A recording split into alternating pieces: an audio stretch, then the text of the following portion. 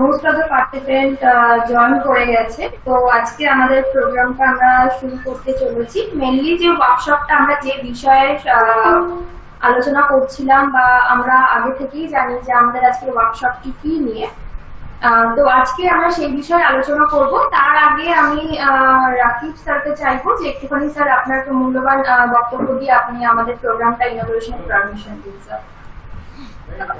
আচ্ছা, সবাইকে স্বাগত জানিয়ে আজকের এই যে ওয়ার্কশপটা হচ্ছে, ওয়ার্কশপে সবাইকে স্বাগত, সবাইকে ওয়েলকাম জানাচ্ছি।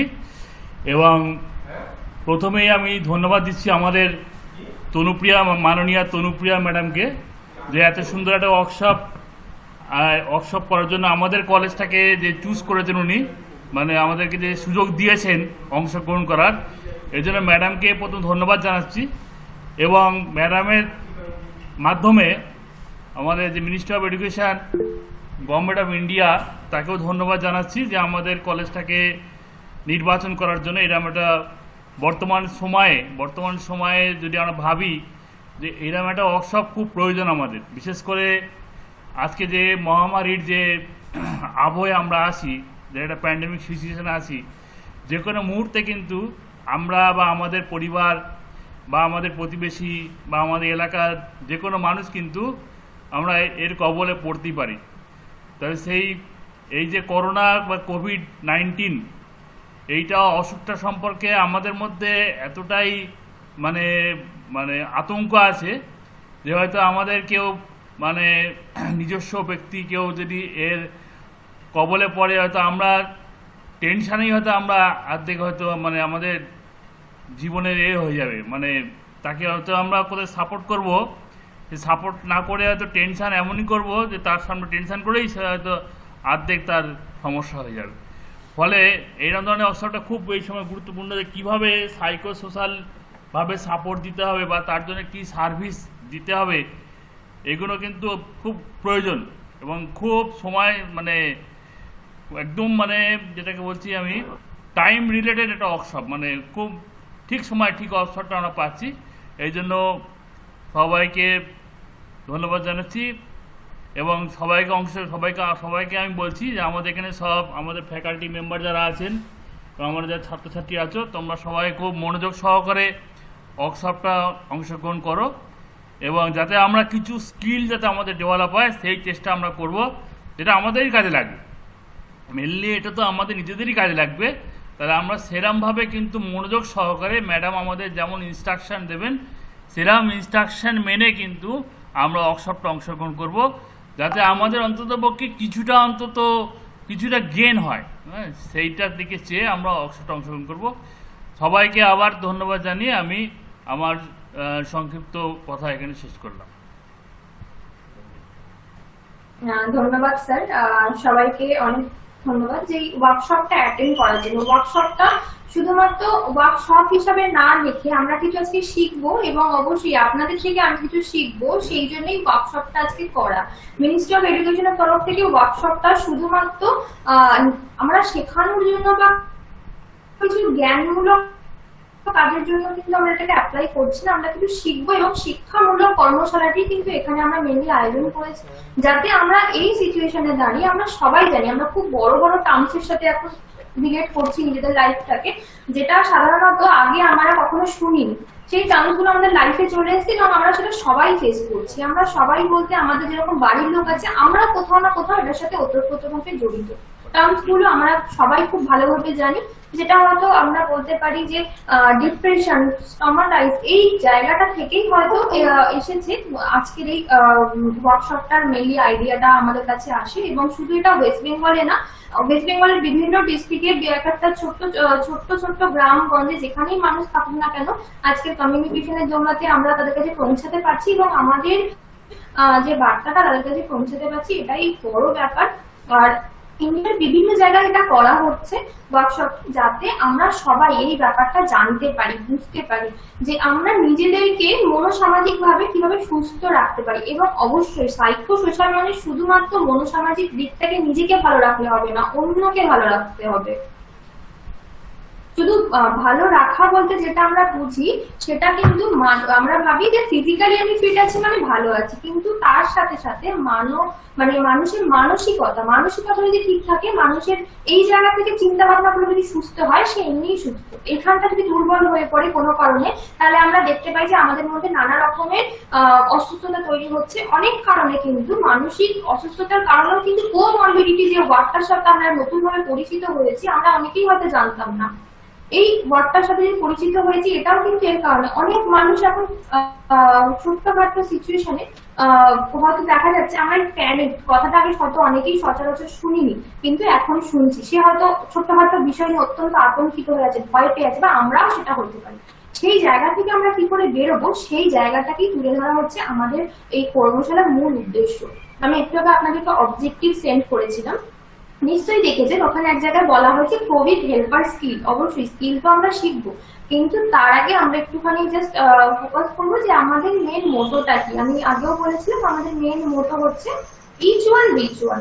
আমরা যদি আজকে কোনো মানুষের সাহায্য করি, সেটা কোভিড পেশেন্ট না হলেও হতে পারে যে কোভিড পেশেন্ট নয়, হয়তো সে একটা স্বাভাবিক মানুষ, সুস্থ মানুষ, কিন্তু সে এত বেশি এই জিনিসগুলো নিয়ে ভয় পেয়ে আছে বা এত ভাবে এই জিনিসটাকে নিয়ে অত্যন্ত বেশি নার্ভাস হয়ে আছে, তার অনেক রকম সমস্যার সৃষ্টি হচ্ছে। আমরা আজকে যারা ওয়ার্কশপ অ্যাটেন্ড করছি এখানে বসে বা করছেন, তাদের অবশ্যই একটা নতুন জিনিস তারা হয়তো জানছেন বা শুনছেন। এখন অনেক জায়গায় সাইকো সোশ্যাল কথাটা ইউজ করা হচ্ছে, কারণ দেখা যাচ্ছে যে মানুষের মধ্যে দুর্বলতার হারটা তার মানসিক সুস্থতার সাথে অনেকটা বেশি রিলেট করছে। এই জায়গাটাকেই আমরা তুলে ধরছি। আজকে যদি আমি একটা মানুষকে সাহায্য করি, সাম মানুষ আমার পাশের বাড়ির প্রতিবেশী হতে পারে, সে আমার প্রতিবেশী এবং সে আমার তার কিছুই হয়নি, কিন্তু সে এত বেশি হয়তো বয়স্ক, ওল্ড এজ, বা হতে পারে যে আমাদেরই সমবয়সী, সে হয়তো এত ভয় পেয়ে আছে বিষয়টাকে নিয়ে যে তার অনেক রকম অসুস্থতা দেখা দিচ্ছে। তার পাশে গিয়ে আমরা কিভাবে দাঁড়াবো, তাকে কিভাবে বোঝাবো এবং তার ফিলিংস গুলো কি করে বুঝবো, তো এটাই আমরা আজকে জানবো বিভিন্ন স্কিলের মাধ্যমে। অবশ্যই আমি স্কিল বলছি মানে এই নয়, কিন্তু মানে বিশাল কিছু বড় ব্যাপার নয়, অনেক ভারী ভারী শব্দ আছে সেখানে। আমি বলবো যে সেগুলোকে বাদ দিয়ে আমরা কিন্তু এটা সবাই করে থাকি। এই সবাই করে থাকার মধ্যেও ছোট ছোট বিষয় যেগুলোকে আমি হাইলাইটেড করবো, অনেকে হয়তো যখন আমি বলবো অনেকে হয়তো রিলেট করতে পারবে যে হ্যাঁ আমি এটা করেছি, সেই এক্সপিরিয়েন্সটা আমাদের সাথে অবশ্যই শেয়ার করবেন। আর আমি আজকে এখানে আমার সামান্য ছোট্ট একটা আমি উদাহরণের প্রেজেন্টেশনের মাধ্যমে উদাহরণ তুলে ধরছি, যাতে স্কিল গুলো আমাদের বুঝতে সুবিধা হয়। এবং তার সাথে সাথে আমাদের একটা জিনিস করতে হবে, সেটা হচ্ছে আমরা তো মানুষ, আমরা তো সব ধরনের হেল্প করতে পারি না। আমরা যখন ফর্ম ফিল আপ যারা করেছেন বা করেননি, আমরা ছোট ছোট টার্মস টিমে ভাগ করেছিলাম টার্মস গুলোকে, যারা কি ধরনের হেল্প করতে পারে। এটা কিন্তু শুধুমাত্র হেল্প করাটাকে এইভাবে ক্যাটাগরাইজ না করাই ভালো যে আমরা সবটা করতে পারবো। আমরা কিন্তু যেটুখানি করতে পারবো, আমরা যদি এইটুখানি করতে পারি, সেটাই আমি কোন টিমের মধ্যে দিয়ে করতে হবে তাকেই দেখা। টিমগুলোকে যদি এই জন্য ভাগ করা হয়, তাতে আপনার ক্যাপাবিলিটি আপনি বুঝতে পারেন যে আমি এই জায়গায় গিয়ে। তো প্রথমে যেটা আছে হসপিটাল ম্যানেজমেন্ট, যেটা ফর্মে প্রথমেই ছিল, যেভাবে ছিল আমি ঠিক ওইভাবেই বলছি পরপর। হসপিটাল ম্যানেজমেন্ট টিম, এখানে হয়তো অনেকের মনে হতে পারে যে বাড়ির বাইরে বেরিয়ে হেল্প করতে হবে, হসপিটালের ব্যাপারে খোঁজ নিতে হবে বা হসপিটালে যেতে হবে, এই সিচুয়েশনে একদমই নয়। আমরা এটা কিন্তু করতে পারি, আমাদের কাছে কিন্তু অনেক উপায় আছে। আর একমাত্র উপায় যদি থাকার কথা বলেই থাকেন, তো আমি বলবো যে ইনফরমেশন শেয়ারিং। ইনফরমেশনটা কিভাবে শেয়ার করবো, আমরা কিন্তু আজকাল অনেক সোশ্যাল মিডিয়ার সাথে যুক্ত, অনেক ভাবে কিন্তু আমাদের কাছে ইনফরমেশন আসে, নিউজ পেপার থেকে বলুন বা টিভির বিভিন্ন নিউজ চ্যানেলে সাইডের প্যানেল গুলোতে অনেক জায়গায় হসপিটালের নাম্বার, কত বেড আছে, ভেন্টিলেশন আছে, এগুলো কিন্তু আমরা দেখি, প্রতিনিয়তই দেখি। সেখান থেকে যদি আমরা 2-4টে নাম্বার লিখে রাখি একটা জায়গাতে, বা আমি যদি মনে করি আমি ফোনে দেখি স্ক্রিনশট মেরে রাখি, সেই নাম্বার গুলো আমরা কিন্তু দরকারে ব্যবহার করতে পারি। অন্যকেও দিতে পারি, নিজের দরকারও ব্যবহার করতে পারি। নিজের দরকার হয়তো করতেই পারে, এমন তো নয় যে আজকে আমার হয়নি, অনেকের মনে হচ্ছে আমার তো আজকে হয়নি, আমি কথাগুলো শুনবো কেন। কিন্তু স্যার যেটা বললেন যেভাবে, যে আজকে এমন একটা পরিস্থিতি, আজকে কারোর হয়নি বা হবে না কোভিড, আমি চাইবো না যে কোনো কারোরই এরকম হোক, কেন এই জিনিসটা খুব বাজে, যে ফেস করেছে সে খুব ভালো করে জানে, তো কেউই চাইবেন এই জিনিসটা হোক। কিন্তু তবুও আমাদের বলে না যে এমার্জেন্সি সিচুয়েশনের সাথে সময় সবসময় জিনিসটা জোগাড় করে রাখা ভালো, বলা যায় না কখন কার কখন দরকার পড়ে, তো সেই জিনিসটাই আমরা এখানে করবো। ইনফরমেশনটা আমি যখন করছি বা নিচ্ছি, সেই ইনফরমেশনটা যদি কেউ চায় তাকে আমি ভ্যালিডেট করে প্রোভাইড বললাম, ভ্যালিডেট উত্তর তো মানে দিলাম। ওই নাম্বারে একটা ফোন করবো। আটগুলি অনেক সময় হয় যে নাম্বারগুলো ফেক হয়, নাম্বার আউট অফ স্টক থাকে, অনেক সময় দেখা যায় যে সেই নাম্বারগুলোতে ফোন যাচ্ছে না বা আউট অফ রিচ বলছে। তো এই জিনিসটা যখন আমি নাম্বার একটা লিস্ট, বড় লিস্ট একজনকে প্রোভাইড করলাম, তার হয়তো হয়তো কারো এফেক্টেড হয়েছে, বা এরকম হতে পারে সেই মানুষটা অন্য কোনো রোগ দিয়ে আক্রান্ত, সে হয়তো দেখতে পাচ্ছে, জানতে পারছে না যে আমার কোথায় আমি গেলে বেড পাবো, নিয়ারেস্ট হসপিটালে আমি অ্যাডমিট করাতে পারবো না, যেহেতু ওখানে হয়তো অন্য কোনো সিচুয়েশন চলছে। তো যদি আমি দেখি আমি হেল্প করতে যাই, সেক্ষেত্রে আমাকে যেটা করতে হবে সেটা হচ্ছে ইনফরমেশনটা ভ্যালিডেট করতে হবে। কিভাবে একটা ফোন কলস করে আমরা করতে পারি, আমাদের সারাদিনের অনেক ব্যস্ততার মধ্যে 5 মিনিট যদি আমরা এটা করি, কারোর জন্য যদি ইনফরমেশনটা বার করে তাকে ফোন করে ভ্যালিডেট করে তাকে প্রোভাইড করি, সে কিন্তু অনেক বেশি তাতে একটা মানুষের জীবন বাঁচবে, হতে পারে তার সিচুয়েশন ডিটোরিয়েট হওয়া থেকে সে মুক্ত পাবে। এটা আমরা করতেই পারি। আরেকটা যেটা হয় এই হসপিটাল ম্যানেজমেন্টের মধ্যে, যে আমরা কোভিড ভ্যাকসিনেশন অ্যাওয়ারনেসটাকে আমরা করাতে পারি। অ্যাওয়ারনেস কি করে করাবো? অবশ্যই অনেকে ভয় পাচ্ছেন যে কোভিড ভ্যাকসিন নিলেই আজকে হয়তো আমার জ্বর আসবে এবং অসুস্থ হয়ে পড়বো। আমরা কিন্তু ছোটবেলাতে অনেক ভ্যাকসিন নিয়েছিলাম, এটা আমি বলছি যখন অনেকেই বুঝতে পারছেন, আমরা কিন্তু অনেকেই ভ্যাকসিন নিয়েছি এবং জানি যে ওই ভ্যাকসিনটা নেওয়ার পরে বাচ্চাদের জ্বর আসে, তাও কিন্তু বাবা মা তাকে ভ্যাকসিনটা দেওয়া হয়, কারণ তার যদি হয়েও থাকে কোনো কিছু, সে কিন্তু সেটা থেকে তার যে মানে ইন্টেন্সিটি সেটা কিন্তু কম থাকবে, সেই রোগটার ইন্টেন্সিটি কম থাকবে এবং সে কিছুটা হলেও হেল্প করে মানুষের থেকে। এবং এই ভ্যাকসিনেশনটা যখনই আমি কাউকে অ্যাভয়েড করছি, আমি যখন মানুষ হিসেবে আরেকটা মানুষকে বোঝাচ্ছি, সে যদি বুঝে ভ্যাকসিন নেয়, আমি দেখবো যে আর সেই মানুষটা যদি আরেকটা মানুষকে বোঝাচ্ছে, এই যে চেনটা, একটা মানুষ আরেকটা মানুষকে যখন বোঝাচ্ছে আমি হেল্প করছি, এই মানুষটা বুঝে আরেকটা মানুষকে হেল্প করছে, তাহলে এই চেনটা বড় হচ্ছে। এই চেনটাকে সার্কুলেট আমাদের করতে হবে। যদি আমরা চেনটাকে সার্কুলেট করতে পারি, তাহলেই কিন্তু আমাদের এখানে সার্থকতা। আজকে শুধু ওয়ার্কশপের মতো করে 1 ঘন্টা সেশন করে যদি আমরা ভুলে যাই, তাহলে হয়তো হতেই পারে, সেটা না হওয়ার কিছু নেই, হয়তো আমরা ভুলেও গেলাম, কিন্তু কখনো যদি দরকার পড়ে আজকে যেন এই যেটা আমরা শিখছি বা জানছি সেটা যেন কোথাও অ্যাপ্লাই করতে পারি। তারপরে যে ক্রাউড ম্যানেজমেন্ট, এটা ক্রাউড ম্যানেজমেন্ট বলতে আমরা বুঝি যে কোথাও ভিড় জায়গায় যখন ক্রাউড হয়, বিশেষ করে ভ্যাকসিনেশন সেন্টারে দেখা যায় যে প্রচুর মানুষ আগে থেকে গিয়ে সেখানে দাঁড়িয়ে আছে এবং ভিড় করে বসে আছে। সেটা দেখা যাচ্ছে ভ্যাকসিনেশন নিতে গিয়ে অনেক সময় দেখা যাচ্ছে যে এত লাইনে ভিড়, সে ভ্যাকসিনেশন নিতে গিয়ে কোভিড এফেক্টেড হয়ে চলে আসছে। আমাদের কেরিয়ার হয়ে চলে আসা ইটস নট আ সলিউশন। আমরা যদি কখনো সেই সিচুয়েশনের মধ্যে পড়ি বা ভ্যাকসিনেশন নিতে গিয়ে দেখি, বা কখনো হয়তো যাচ্ছি সেখান থেকে যদি দেখি, হয়তো 4টে মানুষ খারাপ কথা বলতে পারে, কিন্তু সেটা শুনে আমরা তো অনেক সময় অনেক ভালো কাজ করতে গিয়ে খারাপ কথা শুনি, তাই না? তো আমরা সেখানে করতে পারি যে আমরা পুরুষ মহিলার লাইন আলাদা করে দেওয়া এবং বয়স্কদের বসার সিট করে দেওয়া, বা প্রপারলি মাস্ক পরে কিনা সেটা দেখা, বা ম্যানেজমেন্টে যারা রয়েছে তাদের সাথে গিয়ে কথা বলে সেই জিনিসটাকে সলিউশন করা। অনেক সময় তারাও হয়তো দায়িত্ব সহকারে সেটাকে পূরণ করতে পারে না, আমাদের তো মানুষ হিসেবে এইটুখানি সমাজের প্রতি দায়িত্ব থেকেই যায়। তো তারপরে আসছে টিম 2 নন হসপিটাল ম্যানেজমেন্ট, যেখানে দেখা যাচ্ছে যে আমরা খাবারের কথা বলছি বা হেল্পলাইন নাম্বারের কথা বলছি। হেল্পলাইনটা সেম ভাবে আমরা ভ্যালিডেট করবো, কিন্তু যেটা হচ্ছে ফুড ডিস্ট্রিবিউশন। আমরা সবাই জানি যে খাবারটা আমাদের কাছে কত ইম্পর্টেন্ট।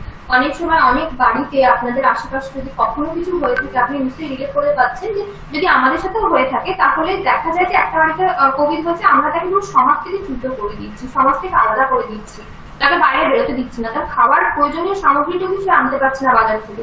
সেক্ষেত্রে আমরা মানুষ হিসেবে যদি তাদের একটু বাজার করে দিতে পারি, বাড়িতে যেতে হবে না, বাইরে গিয়ে রেখে আসলেও তো সেটা আমরা করতে পারি, কিন্তু আমরা হয়তো সেটা করি না। বাট আশা করা যায় যে আপনারা হয়তো এই ওয়ার্কশপটার পরে একটুখানি হয়তো এগিয়ে যাবেন, এই দায়িত্বটুকু নেবেন। বা যদি আপনাদের নিজেদের ক্ষেত্রে কখনো হয়, অনেক সময় দেখা যায় যে অনেক এনজিও বা ফুড ডেলিভারি, সেটা কিন্তু আপনার সামনে চোখে সচরাচর পড়ে, কিন্তু আপনি সেটাকে স্কলআপ করে বেরিয়ে যান। তো সেটা না করে সেই নাম্বারগুলো যদি দরকারের জন্য একটু স্ক্রিনশট বা একটু লিখে রাখেন, তাহলে হয়তো দেখা যেতে পারে সেটা থেকেও কিন্তু হেল্প পেতে পারে। এরপরে আমি আসছি ইমোশনাল সাপোর্ট।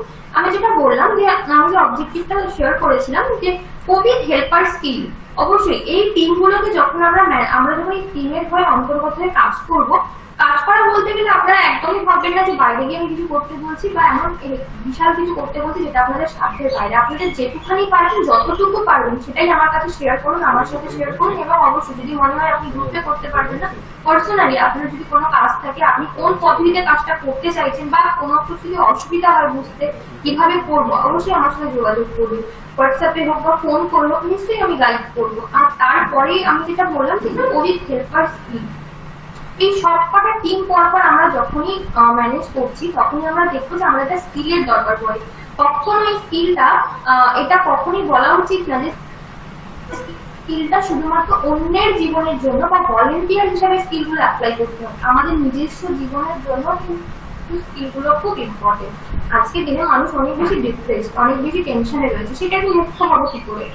অবশ্যই সেটাই মুক্ত হতে গেলে আমাদেরকে আগে ভালোভাবে শুনতে হবে। আমি যদি নিজের কথাই আমি যদি বলি, আমি যদি নিজে একটু ডিপ্রেশনে থাকি বা টেনশনে থাকি, আমি কিছুক্ষণ একা বসে নিজের মনের কথা শুনবো, নিজের মাথার কথা শুনবো, আমার মাথা কি বলতে চাইছে। আমাদের কিন্তু সব অ্যান্সারের সলিউশন আমাদের এখান থেকেই বেরোবে, আর আমরা নিজেরাই সেটা করতে পারি। একটু যদি ভাবি শান্ত মাথায়, তাহলে আমরা সেটা নিজের ভাষা নিজের মতো করেই করতে পারি। সেক্ষেত্রে আমরা এটাকে ওপেনিং স্টেটমেন্ট বলে থাকি।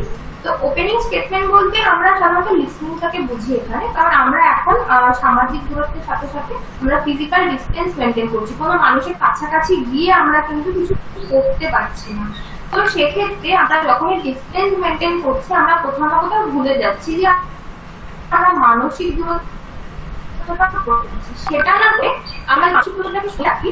তো সেক্ষেত্রে আমরা একটা ছোট্ট জিনিস করতে হবে, সেই জিনিসটা এমন কিছু না, আমরা সাধারণত অনেক কিছুই শুনি সারাদিনে, অনেক কিছুই ভুলে যাই, কিন্তু যখন আমরা কোনো মানুষকে শুনছি বা নিজের কোনো প্রবলেমের কথা ভাবছি, তখন ভালোভাবে সেই জিনিসটাকে শুনতে হবে। সেই শোনাটাকে কিভাবে শুনবো? আমরা অ্যাটেন্টিভলি শুনবো, শুধু শোনা না, শোনার মতো করে শোনা। আমার অনেক সময় বলে যাচ্ছে তুমি শুনছি না, অনেক সময় হয় আমার লিপ রিডিং করছে, বাট আমি সামনের মানুষের দেখতে পাচ্ছি, আমি দেখতে পাচ্ছি তার অঙ্গি ভঙ্গিগুলো, কিন্তু বুঝতে পারছি না সে কি বলতে চাইছে, তার মনের ফিলিংসটা, বিকজ আমার এই জায়গাটা অ্যাবসেন্স রয়েছে, আমি এইখান থেকে তাকে করতে পারছি না, রিড করতে পারছি না। তো আমাকে সেটাই করতে হবে, এইখান থেকে তাকে বুঝতে হবে। এক কান দিয়ে বার করা যাবে, বাঙালিদের প্রবাদ বাক্য আছে, এক কান দিয়ে শুনে এক কান দিয়ে বার করতে হবে, এইটা করা যাবে না। এক কান দিয়ে যেরকম শুনবো সেটাকে এইখান পর্যন্ত পৌঁছাবো, অ্যাটেন্টিভলি শুনতে। যখনই কোনো মানুষকে শুনছি, সে ভাবছে, সে কিন্তু ভাবতে বাধ্য, আর সেই মানুষটা, সামনের মানুষটা, মানুষের মধ্যে যে ফিলিংস গুলো কাজ করে, সেই সামনের মানুষটা কিন্তু ভাবতে বাধ্য হয় যে আপনি তার কথা শুনছেন। যখনই আমরা সেটা করি, তখনই আমরা সেটাকে অবজার্ভ করি। অবজার্ভটা কিরকম? অবজার্ভটা আমরা ষষ্ঠ ইন্দ্রিয় যখন কাজে লাগে অনুভূতিগুলো গ্রহণ করার জন্য, অনুভূতিগুলোই আমরা একটা অত্যন্ত প্রাধান্য পাচ্ছে আমাদের কান, কানের মাধ্যমে যেটা আমি শুনছি সেটা আমি এইখান থেকে ফিল করতে পারি। আমরা বলি না যে মন থেকে আমি এটা ফিল করছি, অবশ্যই মন থেকে সেটা আমরা ফিল করতে পারি। সেটা যখন নিজের ক্ষেত্রেও হবে, সেটাই সেটাই চেষ্টা করবো যে মন থেকে নিজেকে ভালোভাবে শোনার, নিজেকেও কিন্তু ভালোভাবে শোনা যায়, যেরকম আমি বললাম, এবং অন্যকেও সেম ভাবে শোনা যায়। যখন সামনের কেউ কোনো প্রবলেমের কথা বলছে, তার প্রবলেমটাকে সুন্দরভাবে ভালোভাবে শুনে বুঝে তারপরে সেটাকে এমপ্যাথি দিয়ে অ্যান্সার দিল। এমপ্যাথিটা কি অনেকেই হয়তো জানেন। এমপ্যাথিটা কি?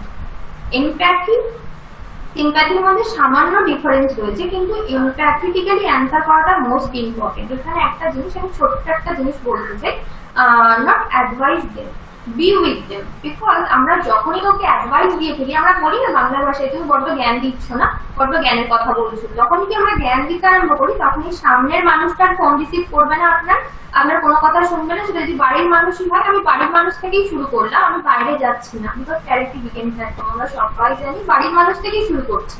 বাড়ির মানুষ থেকে যখনই শুরু করছে, আমরা যদি কাউকে কিছু এমন কিছু বলে ফেললাম, সে তৃতীয়বার আমার কথা শুনবে না, শুনবে তো নাই, উল্টে আমার সাথে কথাও বলবে না। তো এইটা করা যাবে না। তার কথা ভালোভাবে শুনে, তার ফিলিংস গুলোকে বুঝে, মানে যখন আমরা অবজার্ভ করছি, তাকে এমপ্যাথেটিক্যালি অ্যান্সার করবো। যখনই আমি তার, এখানে একটা জিনিস এমপ্যাথির নিচে লেখা আছে, একদম তোমরা বুঝতে পারছো কিনা, put yourself into others shoes. যখন আমরা অন্যের জুতোর মধ্যে নিজের পাটা গলাবো, হতে পারে সাইজের মেজারমেন্ট ভুল হতে পারে, কিন্তু যখনই গলাবো তার পায়ের কোথায় একটা ছুঁচ বা একটা সামান্য কাঁকড় পড়ছিল সেই জুতোটার মধ্যে, সেটা কিন্তু আমরা ফিল করতে পারবো। যদি না হয়, হাত দিয়ে আমরা চেক করে দেখতে পারি যে কোথায় সেই ছুঁচটা ফুটে আছে। তার মানে কি, তার ব্যথাটা আমরা অনুভব করছি, তার ব্যথাটার কষ্টটার ফিলিংস গুলো আমরা অনুভব করছি, এবং অনুভবের সাথে সাথে আমরা সেই ফিলিংস গুলোকে আইডেন্টিফাই করতে পারি। আমাদের অনেক রকমের ফিলিংস, আমি যদি যেমন ফিলিংস এর লিস্ট খুলে বসি, তাহলে হয়তো এই সেশনটাই শেষ হবে না এক ঘন্টা। তো আমি এইভাবে ফিলিংসটাকে বলতে পারি যে আমরা যেটা বর্তমান সমাজে দেখছি, বর্তমান পরিস্থিতিতে এই পরিস্থিতিতে সাধারণত মানুষের মধ্যে যেগুলো কাজ করে সেগুলো হচ্ছে টেনশন, ডিপ্রেশন, স্ট্রেস। এগুলো কিন্তু আমাদের মুক্ত করতে গেলে আমাদেরকে ভালোভাবে শুনতে হবে, বুঝতে হবে, তারপরে এমপ্যাথির সাথে অ্যান্সার করতে হবে। যেমন আমরা কিছু কিছু ক্ষেত্রে বলে থাকি যে গলার ভয়েস শুনে আমরা অনেক কিছু মেজার করে দিই। গলার ভয়েসটা কিরকম হয়, একটা আমি সামান্য ছোট্ট উদাহরণ দিচ্ছি, যে আমরা কোনো মানুষকে, আমরা বাঙালি তো আমরা খুব সুন্দর করে ঠিক আছে বলতে পারি। তো এই ঠিক আছেটাকে আমি 3 ভাবে সাউন্ড করে আমি যদি বলি তাহলে আপনারা নিশ্চয়ই বুঝতে পারবেন। আপনার ফোনের ওপারে থাকা ব্যক্তি আপনাকে ঠিক আছেটা রিপ্লাই দিল মানে দুঃখের সাথে, সে কিভাবে বলবে? গলার ভয়েসটা নিশ্চয়ই লো থাকবে, তো আপনাকে সেইভাবেই তাকে রিয়াক্ট করতে হবে যে আমি বুঝতে পারছি তুমি কোন সিচুয়েশনে আছো। কিন্তু আপনি যদি এটা বলেন যে ঠিক আছে তুমি তো এই সিচুয়েশনে আছো, সেটা কিন্তু সিম্প্যাথি দিয়ে ফেলেছি, বা সে আমার কথা শুনছে না, সে আমার কথা ফোন হয়তো রেখে দিল, কেন সে নিজের জিনিসটাকে, নিজের ফিলিংসটাকে নিজের মধ্যে করে রেখে দেবে, সে আর কখনো সেটাকে প্রকাশ করবে না।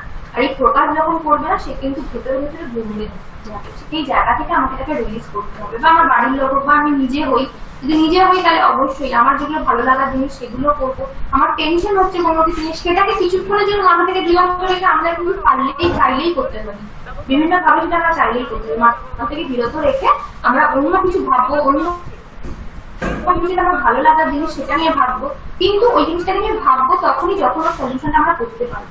আদারওয়াইজ যখনই আমরা ওটাকে ভাবতে থাকবো আর মন খারাপ হবে, মুড অফ হবে, অনেক রকমের আমরা নিজেদের মধ্যে বিহেভিয়ারাল চেঞ্জেস দেখবো, সেগুলো থেকে আমাদের মুক্তি পেতে হবে। কারণ এই নেগেটিভ ফিলিংসটা খুবই খারাপ। আমরা এখন সবাই জানি যে আমাদের মধ্যে খুব নেগেটিভিটি কাজ করছে, আমরা কিন্তু কথায় কথায় জিনিসটাকে বলি যে নেগেটিভিটি প্রচন্ড পরিমাণে কাজ করছে, যার জন্য আমরা কিছু ভালো কিছু ভাবতে পারছি না, ভালো কিছু দেখতে পাচ্ছি না। এরপরে আছে নেগেটিভিটা কাটানোর একমাত্র উপায়, সেটা হচ্ছে অল্টারনেটিভ ফ্রেমওয়ার্ক অফ রেফারেন্স। আমরা সবাই জানি যদি আজকে ঝড় বৃষ্টির কোনো কি রাস্তা বন্ধ থাকে, রাস্তা ধরুন গাছ পড়ে গেছে, আমরা কিন্তু অল্টারনেটিভ রাস্তা সার্চ করতে আরম্ভ করি কুইক সেকেন্ড, কারণ আমরা জানি যে আমরা ওই রাস্তায় যেতে পারবো না, গেলে আমার ক্ষতি হবে, বড় গাছটাকে আটকে পড়বো না, অন্য রাস্তা চেষ্টা করতে হবে। অন্য রাস্তাটা কিভাবে আমরা যাচ্ছি, আমরা কোনো যাইনি সেই রাস্তায়, কিন্তু আমরা যেতে পারবো। আজকে আমাদের কাছেও তাই, আমাদের সিচুয়েশনে যা হয়েছে তাতে আমরা সেই রাস্তাটা যেতে পারছি না, আমাদের নতুন করে নতুন বাঁচার অবলম্বন খুঁজতে হচ্ছে। আর যদি কোনো মানুষ এটা করতে না পারে, তাকে সেই জিনিসটা বোঝাতে হবে, তাকে শুনতে হবে, জানতে হবে, তার ফিলিংস গুলো বুঝতে হবে এবং তাকে বোঝাতে হবে। কিভাবে বোঝাবো, সেই বোঝানোর ধরনগুলো কিন্তু আলাদা আলাদা, এক একটা মানুষের প্রবলেম আলাদা আলাদা হতে পারে। কোনো মানুষ ফিনান্সিয়ালি সাফার করছে, আপনার কাছে তো ফিনান্সিয়ালি সাপোর্ট করার মতো অপশন নেই, বা সে হয়তো কোনো কারণে মেন্টালি খুব ভেঙে পড়ে, তাকে সমস্ত সাপোর্ট রয়েছে, সে সমস্ত দিক থেকে ঠিকঠাক, কিন্তু মেন্টালি ভেঙে পড়ে, তার সাথে কথা বলার একটা মানুষ নেই। সেই কথা বলার মানুষটা একটু হলেও সারাদিনে 5 মিনিট তার সাথে আপনি কথা বলে তাকে কিন্তু একটু রিল্যাক্স ফিল করাতে পারে, একটুখানি কাজ আমরা করতে পারি। এক্ষেত্রে যে ইমেজটা এখানে অ্যাপ্লাই করা হচ্ছে, নেগেটিভ বলটা হচ্ছে নেগেটিভিটি, লাল রঙের বলটা, সবুজ রঙের বলটা হচ্ছে পজিটিভিটি। আমরা দেখি যে কোনো মানুষের যদি 100% ডিপ্রেশনে থাকে, তাকে যদি আমরা 5% পজিটিভ কথাবার্তা বা 5% তার ভালো লাগার জিনিস তাকে করতে বলি, বা এমন কিছু বলি যেগুলো তার ভালো লাগবে, আমি তো জানি যে আমার কাছের লোক নিশ্চয়ই যে তার কিসে ভালো লাগতে পারে, বা তার জন্য যদি এমন কিছু করি তার ভালো লাগার জায়গাগুলো তৈরি করি, সে কিন্তু 5% স্ট্রেস থেকে বেরিয়ে আসে। তার মানে কি, সে 95% তাকে আমরা রয়েছি, কিন্তু আমরা পুরোটা তো করতে পারলাম না, কিন্তু 5% আমরা স্ট্রেসটা রিলিজ করলাম। আর যখন 5%টা করবো, সে নিজের মধ্যে যে অনুভূতিগুলোকে, ফিলিংস গুলোকে আইডেন্টিফাই করবে, সেখানে সে 15% পজিটিভিটি পেয়ে যাচ্ছে। এইভাবে তো একবারে করা সম্ভব নয়, অবশ্যই সেটাকে বারে বারে করতে হবে। এবং যখন নিজেদের মধ্যে আজকের দিনে বসে আমি নিজের কথা আগে ভাববো, তারপরে গিয়ে আমি অন্যের কথা যখন ভাবছি, তখন নিজেকে আগে ভালো রাখাটা অত্যন্ত জরুরি, নিজের মাইন্ডটাকে পজিটিভ করতে হবে। যখন সেটা করতে পারবো, তখনই কিন্তু আমরা অন্যকে পজিটিভিটি দিতে পারবো। এরপরে এই সমস্ত স্কিল গুলো আমরা কিন্তু as a helper, as a মানুষ, সব থেকে বড় কথা আমি কখনো বলবো না as a helper, as a volunteer কাজ করার কথা, অ্যাজ আ মানুষ হিসেবে যখন আমরা কাজ করবো, তখন আমরা যে কোনো ইনফরমেশন শেয়ার করি না কেন, তার আগে আমাকে কি করতে হবে? হয়তো কেউ সামনের জন বলছে যে আমার আজকে হাই প্রেশারের ওষুধটা শেষ হয়ে গেছে, আমার তো হাই প্রেশারের ওষুধটা শেষ হয়ে গেছে, আপনি হয়তো ফোন ঘাটতে ঘাটতে অন্য কিছু শুনলেন, তাকে ওষুধের জায়গায় বলেন ও আচ্ছা আপনার হসপিটালে ডেট লাগবে, সে অবশ্যই বিরক্ত হবে। সেক্ষেত্রে আমাদেরকে আগে ভালোভাবে তার জন্য শুনতে হবে, ফোনটাকে একটু সরিয়ে রেখে, বা আমরা অন্য কোনো যদি কাজ করে থাকি সেটাকে আমাকে একটু সরিয়ে রেখে শুনতে হবে।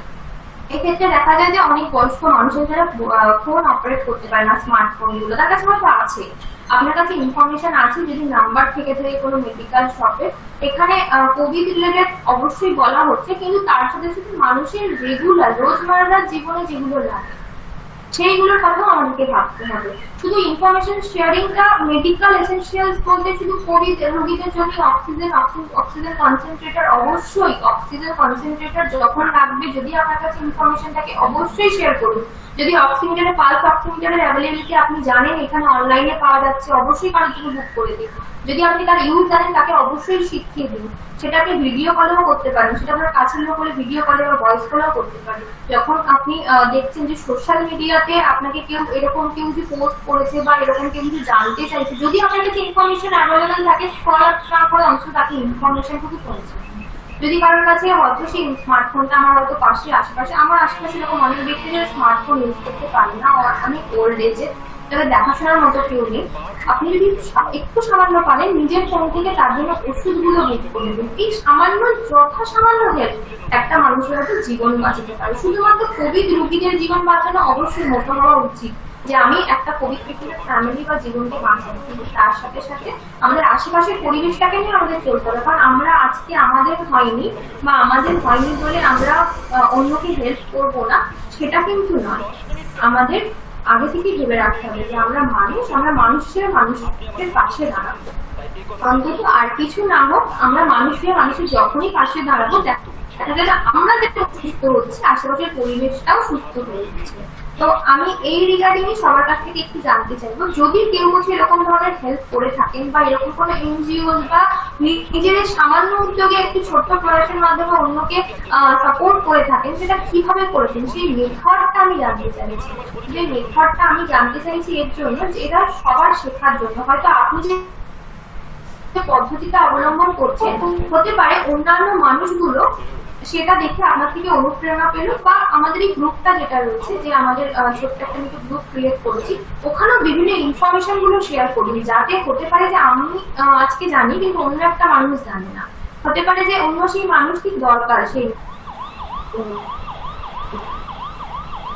তার জন্য সেই গ্রুপ থেকে যাতে কোনো অনেকে এখন তো আমাদের পক্ষে সম্ভব না যে সারাক্ষণ গুগলে বা ইন্টারনেটের মাধ্যমে এখন আমরা বসে আমাদের যখন দরকার সেই ইনফরমেশন গুলো আমরা সার্চ করতে থাকবো, যাতে এই জিনিসটা একটা জায়গায় থাকে, একটা টিম হিসেবে আমরা কাজ করতে পারি। লাইক শিশু বিকাশ কলেজ অফ এডুকেশন একটা টিম হিসেবে কাজ করতে পারি।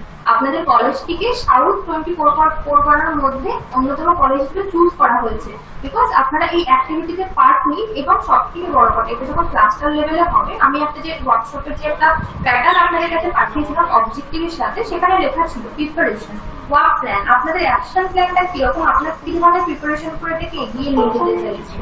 হতে পারে যে আপনাদের নিজস্ব কোনো গ্রুপ রয়েছে, সেখানেও আপনি ইনফরমেশন শেয়ার করতে পারেন যদি আপনার কাছে একটু জানা থাকে। তো এইখানে আমি আমার বক্তব্যটা শেষ করছি শুধুমাত্র আপনাদের থেকে শোনার জন্য। প্লিজ লেট করবেন একটা করে বক্তব্য শেষ, মানে আমি আপনাদের থেকে জানতে চাইছি যদি কেউ এই ধরনের কর্ম ভিত্তিক কোনো কাজের সাথে যুক্ত বা এখানে হেল্প করেছেন বা যে কোনো ধরনের মানুষকে হেল্প করেছেন বা তাকে ইনফরমেশন শেয়ার করেছেন বা ভিডিও করে তাকে মোটিভেট করেছেন বা নিজেকে কিভাবে মোটিভেট করছেন এই সিচুয়েশনে, এইটাই আমরা জানতে চাইছি। প্লিজ আমাদের সাথে আপনারা শেয়ার করুন যাতে আমরা জানতে পারি যে কি ধরনের কর্মকাণ্ডের সাথে আপনারা যুক্ত। এবং অবশ্যই আমাদের জিনিসটা খুব কমই কথা হয়েছে, তো এখানে একটা প্ল্যাটফর্ম যেখানে আপনারা শেয়ার করতে পারেন। Anyone please. হ্যাঁ নমস্কার ম্যাডাম, আমি সুবীর সর্দার বলছি। নমস্কার স্যার, প্লিজ স্যার বলুন। হ্যাঁ বলছি, আমি একজন ফ্রন্টলাইন ওয়ার্কার। আমি শিশু বিকাশ কলেজেরই 3rd সেমিস্টারের স্টুডেন্ট। তা আমি আপনার বর্তমানে কোভিড কালেকশনই করি, মেডিকার সাথে যুক্ত আছি এবং থাইরোকেয়ার বিভিন্ন আর কি কোম্পানির সাথে আমি অ্যাটাচ করা আছি। প্রত্যেক কটা বাড়িতে যে আর কি যাদের এরকম অনেক দেখা গেছে যে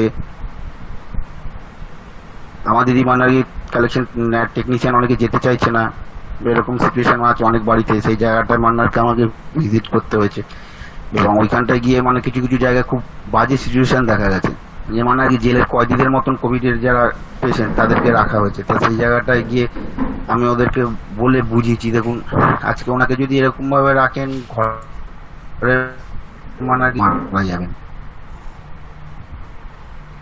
সেই জায়গাটায় আপনারা যদি ওনাকে ওই রকম ভাবে না করেন, দূরে থাকুন ওনার থেকে, কিন্তু ওনার রুমটা আলাদা হোক। আপনারা ওনাকে সাথে কথা বলুন, রেগুলারই বলুন যে হ্যাঁ বাবা হোক বা দাদা হোক, কাকা হোক বা কাকি হোক, যে আমি আছি তোমার সাথে, তোমার কোনো রকমের কোনো প্রবলেম হবে না। তাই এইরকম ভাবে ওনার কি বেশ কিছু ফ্যামিলিকে আর কি বুঝিয়ে আলটিমেটলি হয়েছে। তারপরে আমি এমনি আমাদের গ্রুপেও, যে কলেজের যে গ্রুপ আছে সেই গ্রুপেও মানে আর কি সবাইকে বলেছিলাম যে যেহেতু আমি কোভিড কালেক্টর একজন, বর্তমান পরিস্থিতিতে এই প্যান্ডেমিক সিচুয়েশনে যেহেতু এই লাইনে আছি, যদি কোনোভাবে কোনো ক্ষেত্রে সেক্ষেত্রে আমাকে বলতে পারে, আমি মানে আর কি যেরকম ভাবে হোক তাদের সাহায্য করবো। তারপরেও আমাদের আরো বিভিন্ন গ্রুপের সাথে অ্যাটাচ করা আছে, যেরকম মানে হচ্ছে মানে আর কি এই কিছুদিন আগে দেখা গেছে যে অক্সিজেনের, এই থাকি প্রপার কলকাতায় সায়েন্স সিটি এলাকায়, বয়স্ক ভদ্রলোক ছিল যাদের মানে আর কি অক্সিজেনের অভাবে তারা মানে আর কি প্রায় মৃত্যু পায়। তো সেই জায়গাটা থেকে আমরা দুজন ভদ্রলোককে মানে কি এখন তারা রীতিমতন হেঁটে চলে বেড়াচ্ছেন অলরেডি, এইভাবে মানে আর কি আমরা করে গেছি। এই তারপরে আরো বিভিন্ন রকম ইয়েতে এইটুখানি করলাম। ধন্যবাদ। Thank you sir. আপনাদের মতো ফ্রন্টলাইন ওয়ার্কারদের জন্যই আজকে আমরা অনেক বেশি হেল্প পাচ্ছি, আর এইভাবেই মানুষের সাহায্য করুন অবশ্যই। আর আমাদের যে গ্রুপটা আছে, আপনি যদি থেকে থাকেন স্যার প্লিজ নিজের যদি কন্ট্যাক্ট ডিটেলস থাকে শেয়ার করুন, যাতে হয়তো অনেকেই জানে না, তারাও যাতে জানতে পারে, আপনার সাহায্য পেতে পারে যদি দরকার পড়ে কখনো। আর যদি অন্য কেউ যদি একটুখানি শেয়ার করেন তাদের এক্সপিরিয়েন্স, যে কোনো এক্সপিরিয়েন্স, এখানে ঠিক ভুল বলে কেউ নেই, কিছু নেই, শুধু আমরা জানতে চাইছি, মানে এখানে আমরা কেউ আপনাদের যা করছি না, জাস্ট জানতে চাইছি মেথড গুলো। আমরা বারবার বলছি যে ম্যাডাম, আমি শিশু বিকাশ ছাত্র বলছি যতবারে। আপনি খুব সুন্দরভাবে বললেন, আপনি যেটা বললেন সেটা খুব ভালোভাবে রিলেট করতে পারছি, তার কারণ আমরা বেশ 1 মাস ধরে ভলেন্টিয়ারের সাথে যুক্ত। তো আমরা কাজটা করছি বেসিক্যালি মানে ওয়েস্ট বেঙ্গলের প্রত্যেকটা জেলার প্রত্যেকটা ব্লকের। তাতে কি হচ্ছে, মানে ধরুন দুর্গাপুরের কোন একটা জায়গায় কোন একটা মানুষের কোনো প্রবলেম হলো, তো হঠাৎ করে কলকাতায় আসতে হবে, বা তার অক্সিজেন প্রয়োজন হচ্ছে, তো সেই ক্ষেত্রে আমরা কি করছি, হোয়াটসঅ্যাপ গ্রুপে আমরা পোস্ট করছি। তো সেখানে আরেকটা মানে ওইখানে সবাই কন্টিনিউ সবাই যেটা করছে, বিভিন্ন ইনফরমেশন আমরা শেয়ার করছি। মানে কিভাবে করছি, ধরুন আমরা নিজেরা অনেকেই আছে এবং পশ্চিমবঙ্গ জুড়ে এই কাজটা হচ্ছে, বিভিন্ন হসপিটালের সাথে আমরা নিজেরা কথা বলে রাখছি। এবার ধরুন কালকে সকালে, এখন অনেকটা সিচুয়েশন অনেকটা ভালোর দিকে। 1 মাস আগে এমন সিচুয়েশন ছিল, কলকাতার মোটামুটি কোনো হসপিটালেই বেড পাওয়া যাচ্ছিল না। তো তখন যেটা হচ্ছিল যে হঠাৎ করে ধরুন বেড নেই, কালকে হয়তো 4 জন ডিসচার্জ হবে, সেই 4টে বেড যে ফাঁকা হচ্ছে সেই কথাগুলো আমরা হসপিটালের সাথে বলে রাখছিলাম। এবার সেই মুহূর্তে যদি জানতে পারছিলাম যে কেউ অসুস্থ হচ্ছে, তাকে আমি আমাদের নাম্বারটাও বিভিন্ন জায়গায় দেওয়া আছে, তারা আমাদেরকে ফোন করতেন। আমাদের একার পক্ষে সম্ভব হলে ভালো, না হলে যদি গ্রুপে আমরা পোস্ট করতাম, এই গ্রুপে সবার কাছ থেকে ইনফরমেশন নিয়ে আমরা তাকে বলতাম আর কি যে এখানে এভাবে এলে এটা পাওয়া যেতে পারে। আর তাছাড়াও ওই কলকাতা বা আশেপাশের সমস্ত জায়গায় যারা অক্সিজেন সাপ্লাই করছেন বা অক্সিজেন রিফিল করছেন, ওনাদের প্রত্যেকের ইন্ডিভিজুয়াল নাম্বার আমাদের কাছে রয়েছে। এবারে ধরুন বেহালার কোনো একটা ওয়ার্ড নাম্বার ধরে আর কি আমাদের কাছে নাম্বার, কন্ট্যাক্ট নাম্বার দুটোই রয়েছে, সবকিছু রয়েছে। কোনো একটা ওয়ার্ডে কোনো একজনের প্রবলেম হলো, এবার তখন আমরা কি করতাম, যাদের বাড়িতে মানে অসুস্থ তাদের পক্ষে তো এই মুহূর্তে হঠাৎ করে সবাইকে ফোন করে কালেক্ট করা সম্ভব হয় না। তখন আমরা যেটা করতাম, ওদের সাথে কথা বলে, আর সব থেকে যেটা বড় ব্যাপার, মানে অনেক নাম্বার রয়েছে, তার মধ্যে হয়তো এমনও হয়েছে 30 জনকে ফোন করেছি, 2 জন হয়তো ফোন তুলেছে, 1 জন হয়তো ভেরিফাইড। মানে অনেক নাম্বার লোকজন দিয়ে রাখছে যে আমরা অক্সিজেন সাপ্লাই করব, আমরা বাড়ি গিয়ে কালেক্ট করব, কিন্তু দরকারে প্রয়োজন হলে পাওয়া যাচ্ছে না। এমনও হয়েছে যে একদিন রাত্রি 10টায় ফোন করেছি, উনি 1:30টার সময় আমাদের অক্সিজেন দিয়ে গেছেন। তার কারণটা হচ্ছে সত্যি এখন সিচুয়েশন অনেকটা ভালো। আমি 15 আগেও কিন্তু সিচুয়েশন এতটা ভালো ছিল না, মানে সেটা প্রত্যেকেই জানে, হঠাৎ করে নার্সিংহোমে রাত্রিবেলায় অক্সিজেন শেষ হচ্ছে। তো এইভাবেই আমরা কাজ করেছি, যেটা সোশ্যাল মিডিয়াটাকে ব্যবহার করে কাজ করেছি, বা অনেকে আমরা যেটা করেছি ফেসবুকে বা হোয়াটসঅ্যাপে স্ট্যাটাস দিয়েছি। তো সেটা অনেক লোকজন দেখে আমাদেরকে মানে জানিয়েছে যে হ্যাঁ এখানে বেড রয়েছে, এই রয়েছে। তো এইভাবেই কাজটা এখনো কন্টিনিউ করা হচ্ছে। তো সবাই যদি আরো লোকজন যদি একসাথে কাজটা করতে পারি আরো ভালো হবে। ধন্যবাদ ম্যাডাম। ধন্যবাদ স্যার।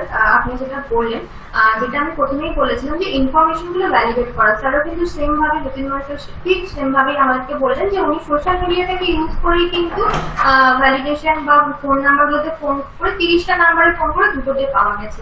এই জিনিসটা কিন্তু উনি একার দ্বারা বা একা কোনো মানুষের দ্বারা সম্ভব না। আমরা কিন্তু কেউ জানি না যে আমরা প্রথম দিন আবার নিজেদের এতে শুরু করেছিলাম জীবনযাত্রাটা ঠিক রেগুলার ওয়েতে, কিন্তু ঠিক তারপরে আমরা দ্বিতীয় ঢেউ আবার সম্মুখীন হলাম। এরকমও হতে পারে যে এটা কমে যাওয়ার পরে হয়তো আবার নতুন করে কিছু শুরু করতে পারে। তার জন্য আমাদের আগে থেকে সচেতনতা করতে হবে, যাতে আমরা এই গুলোকে আগে থেকে আমরা করে রাখলাম, আগে থেকে অনেক কিছু জিনিস জানতে পারলাম, সেগুলোকে আমরা একটু গুছিয়ে রাখলাম। হতে পারে যে আমরা নাও এফেক্টেড হতে পারি, কিন্তু তাই বলে যে অন্য কেউ এফেক্টেড হবে না বা অন্য কারো কোনো তাদের হেল্প করতে পারি। এইটুকুনির জন্য আমি বলবো যে এগিয়ে আসতে এবং অবশ্যই টিম হিসাবে কাজ করতে। আজকে যদি আপনাদের এই ইনস্টিটিউটটা একটা টিম হিসাবে কাজ করে, এখানে বিভিন্ন অঞ্চল থেকে বিভিন্ন জায়গা থেকে স্টুডেন্টরা এসে এক জায়গায় পড়াশোনা করছে এবং একটা গ্রুপের মধ্যে আছে, তারা কিন্তু বিভিন্ন জায়গায় ইনফরমেশনটা এক জায়গায় জড়ো করছে। যেরকম সেই বলটা থেকে যখন আমরা বলি না রে রিফ্লেকশন করা, ঠিক ওই রকম ভাবে ইনফরমেশন গুলো আমরা ডিটেক্ট করবো, তখন কারো না কোনো সময় ঠিক কাজে লাগবে। আমি যতীন্দ্র স্যার এবং সুবীর স্যারকে রিকোয়েস্ট করবো স্যার আপনাদের নাম্বারগুলো গ্রুপে পোস্ট করে রাখবেন। In any case, যদি জায়গাতে কারো কিছু দরকার পড়ে, যাতে অন্য কেউ আপনাদের সার্ভিস করতে প্লিজ আমি কিন্তু নিজেদের এক্সপিরিয়েন্স। আমার নাম সাগরী, আমি ফার্স্ট সেমিস্টারে পড়ি। জ্যোতিপ্রকাশ কথা যেভাবে বললেন, আমাদের ওরকম বন্ধুদের গ্রুপ আছে, ওরকম মানে একাধিক হোয়াটসঅ্যাপ গ্রুপের মাধ্যমে আমরা সেম ভাবে একই জিনিসই হচ্ছে আমাদের। আমরা কেউ ঠিক বাড়ির বাইরে সেভাবে যাচ্ছি না, কিন্তু ওই যেরকম বললেন ওই দাদা যে ওই প্রত্যেক দিনে ওরকম 30-40 নাম্বারে ফোন করে 2-3টে জায়গা থেকে পাওয়া যায়, সেখান থেকে ভেরিফাই করা, বা যদি হঠাৎ প্রয়োজন হয় তো ওই রেডের মানে হাসপাতালে ফোন করে করে আর কি হেল্প করা, মানে এইরকমই সেম জিনিসটাই চলছে। কিন্তু ওটা অনেক সময় মানে যেহেতু খুব কম সংখ্যক বন্ধু আছি আমরা, একটু সমস্যাও হচ্ছে। মানে আমাদের মানে যে গ্রুপগুলো আছে তাতে অনেক লোকজন আছে বিভিন্ন জায়গা থেকে পশ্চিমবঙ্গে, কিন্তু হয়তো ঠিক ওই মানে এই যে নাম্বার ভেরিফাই করা বা এই কাজগুলোতে কয়েকজনই আছে মাত্র। তো আমাদের খুব অসুবিধা হয়, একটুখানি যদি আরো কেউ যোগ করে তো মানে যদি আমাদের মানে কি বলবো যদি কন্ট্যাক্ট করে যোগ করে খুব ভালো হয়। তো আমি যদি প্রকাশটার সাথে কথা বলবো, যদি আর কেউ যোগ করতে মানে আমাদের সাথে যোগদান করতে চান তাহলে আমাকে একটু জানাবেন, আমি তাদেরকেও বলবো আর কি, হলে খুব ভালো হয়। অবশ্যই আমি আশা করছি যে আপনারা দুজনেই গ্রুপে আছে আছেন কি আপনাদের নাম জ্যোতিপ্রকাশ এবং অবশ্যই আপনাদের দুজনের নামটা করবেন, নামগুলো লিখুন। এবং আমি চাইবো যে গ্রুপের মধ্যে টিম ফর্মেশন হোক, টিমটা এই ধরনের কাজগুলো করুন।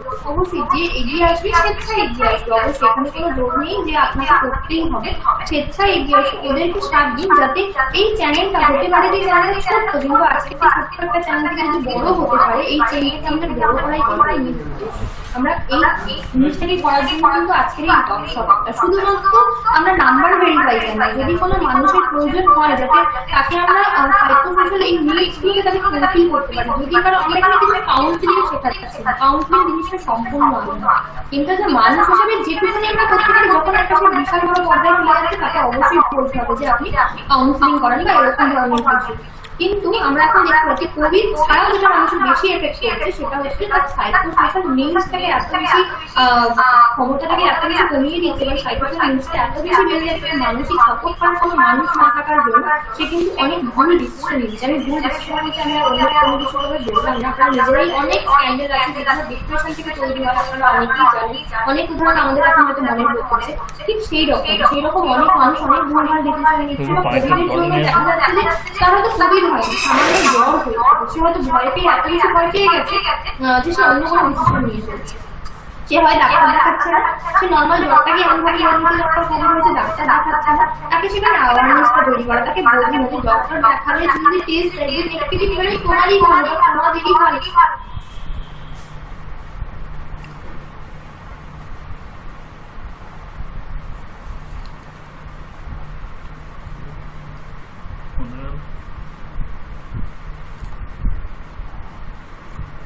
এটাও এরকম যে অনেকে টেস্ট করাতে চান,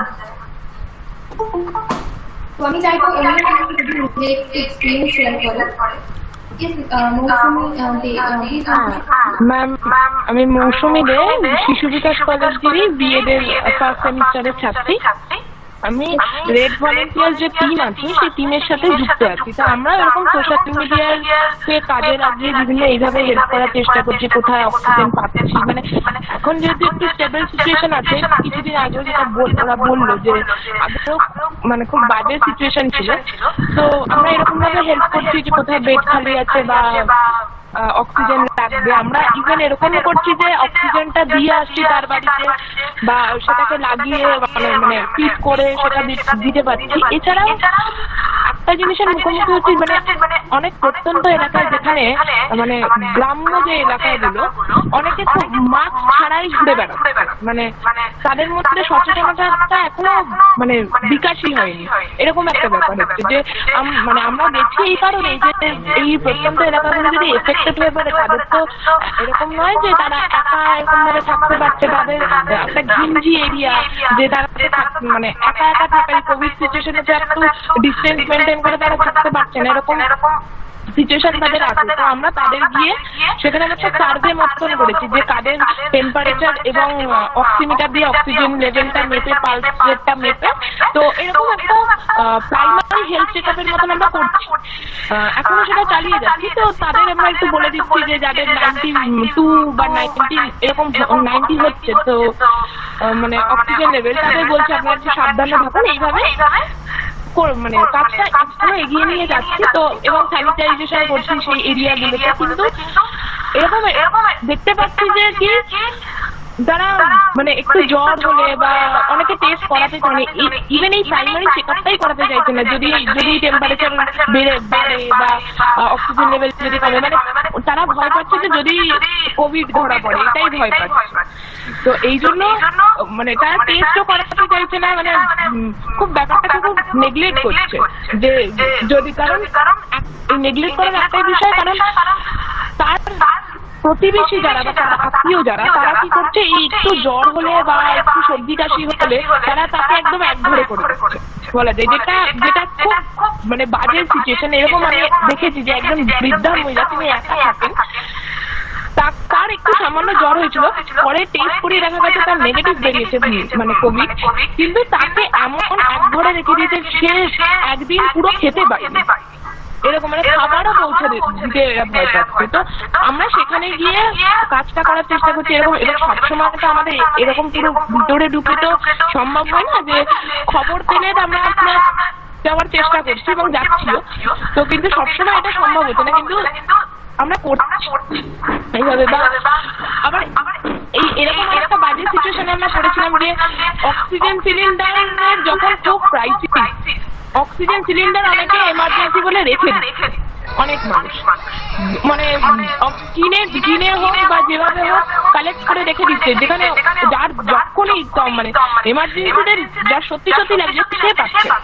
এরকম আমরা মানে সিচুয়েশনের মুখোমুখি হয়েছে। তো এছাড়া এরকম আমরা বিভিন্ন ধরনের মানে কি বলে অনেকে হোম ডেলিভারি দিচ্ছে, ফ্রিতে হোম ডেলিভারি দিচ্ছে, সেই খাবারগুলো আরেকজনের কাছে পৌঁছে দিচ্ছে, সেটা দিচ্ছে। কিন্তু অনেকে এইভাবে ইউজও করছে আমাদের, বিভিন্ন হয়তো যারা এনজিও আছে এইভাবে যারা এইভাবে কাজ করছে তাদেরও হয়তো ইউজ করছে, আমাদের এইভাবে ইউজ করছে যে এরকম কালকে আমাদের হয়েছে যে একটু মুড়ি এনে দাও, একটু পান এনে দাও, এইরকম সিচুয়েশনের মধ্যে আমরা পড়ছি। যে এগুলো আমরা এটাই বলতে চাইছি যে আমরা এমার্জেন্সির জন্য কাজ করছি, যে কোনো এনজিও হোক বা আমরা যে রেড ভলেন্টিয়ার, আমরা এমার্জেন্সির জন্য কাজ করছি, আমরা এইভাবে তাদের লাক্সারির জন্য নয়। এইভাবে আমরা পাশে থাকার চেষ্টা করছি সোশ্যাল মিডিয়ার মাধ্যমে। এই মানে বেড কিরকম খালি আছে বা অক্সিজেন কোথায় পাওয়া যাচ্ছে এগুলো তো করছি, এই আর কি।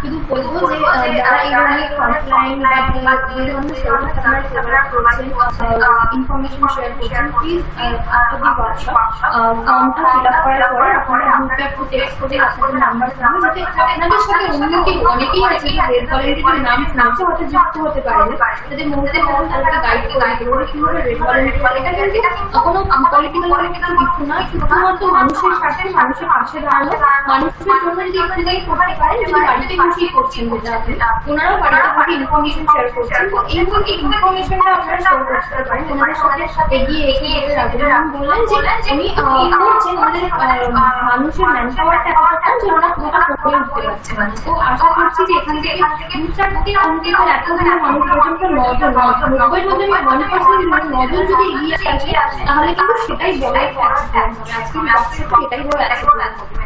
এটা কিন্তু আপনাদের অ্যাচিভমেন্ট, এটা আপনাদের ইনস্টিটিউশনের অ্যাচিভমেন্ট। অবশ্যই এটার পরে যেমন সার্টিফিকেট আছে, এটা যখন আমাদের ক্লাস্টার লেভেলে নিতে হবে, ক্লাস্টার লেভেলে ওই যারা রিপ্রেজেন্ট করছে টিমটাকে, অবশ্যই তারা নিজেদের প্রেজেন্ট করবেন, এবং সেটা সবথেকে কিভাবে ভালো লাগার জায়গা হবে যে ফাইনালি ওয়েস্ট বেঙ্গলকে কোনোভাবে কেউ আমাদের কিভাবে রিপ্রেজেন্ট করছে, বিকজ অফ দ্যাট ওয়েস্ট বেঙ্গলকে আগে এইভাবে রিপ্রেজেন্ট করা হয়নি, কারণ করা হচ্ছে না। এর জন্য যে ওয়েস্ট বেঙ্গলের বেশিরভাগ কিন্তু যোগ দিতে চায় না, শুধু তারা নিজেকে বিরত রাখে। কিন্তু এই একটা আমাদের কাছে বড় সুযোগ, যেখানে আমরা নিজেদেরকে তুলে ধরতে পারছি, এবং শুধু মিনিস্ট্রি অফ এডুকেশন বিভিন্নভাবে এটাকে কাজ করানো হচ্ছে, মিনিস্ট্রি অফ হেলথ অ্যাফেয়ার্স থেকেও এগুলো করানো হচ্ছে, যাতে মানুষের এই সাইকো সোশ্যাল নিডসটাকে আমরা অ্যাড্রেস করতে পারি, মানুষের নিডসগুলোকে অ্যাড্রেস করে তাদের কাছে সার্ভিসটা পৌঁছে দিতে পারি। আমরা সার্ভিস প্রোভাইডার নয়, কিন্তু আমরা মানুষ হিসেবে মানুষের পাশে। তো এইটুকুই বলছি, যখন আমাদের ফাইনাল লেভেলে মিটিং হবে, যাতে আপনাদের ছোট্ট ছোট্ট প্রয়াসগুলো অনেক বড় হবে আমরা দেখাতে পারি, প্রেজেন্ট করতে পারি। অবশ্যই সেখানে আমি মিটিং থাকবো না, আপনাদেরকেই প্রেজেন্ট করতে হবে, বা আপনাদের কোনো বা কোনো একজন স্যার নাম আপনাকে যখন জিনিসটাকে প্রেজেন্ট সেটা আমাদের ওয়েস্ট বেঙ্গল, আমি নিজেও ওয়েস্ট বেঙ্গল থেকে বিলং করি, আমার কাছে অন্তত এটা খুব তো আমি চাইছি যে অন্তত একটা টিম ফাউন্ডেশন হোক, যাতে টিম বলতে এরকম না যে কোনো হসপিটাল ম্যানেজমেন্ট দেখতে পারেন না, যেটুখানি পারবেন, যেটুখানি ইনফরমেশন প্রোভাইড পারেন, একটা ছোট্ট টিমের মাধ্যমে সেটা করতে পারেন। এটাই আমাদের গ্রুপের মধ্যে আমাদের জিনিসটা থাকে, কারণ গ্রুপের মধ্যে অনেকেই জিনিস থাকে, অনেকেই হয়তো অনেক কিছু জানে না, সেইগুলো তাকে জানাই, সেটাও কিন্তু আমরা বন্ধু হিসেবে বন্ধু।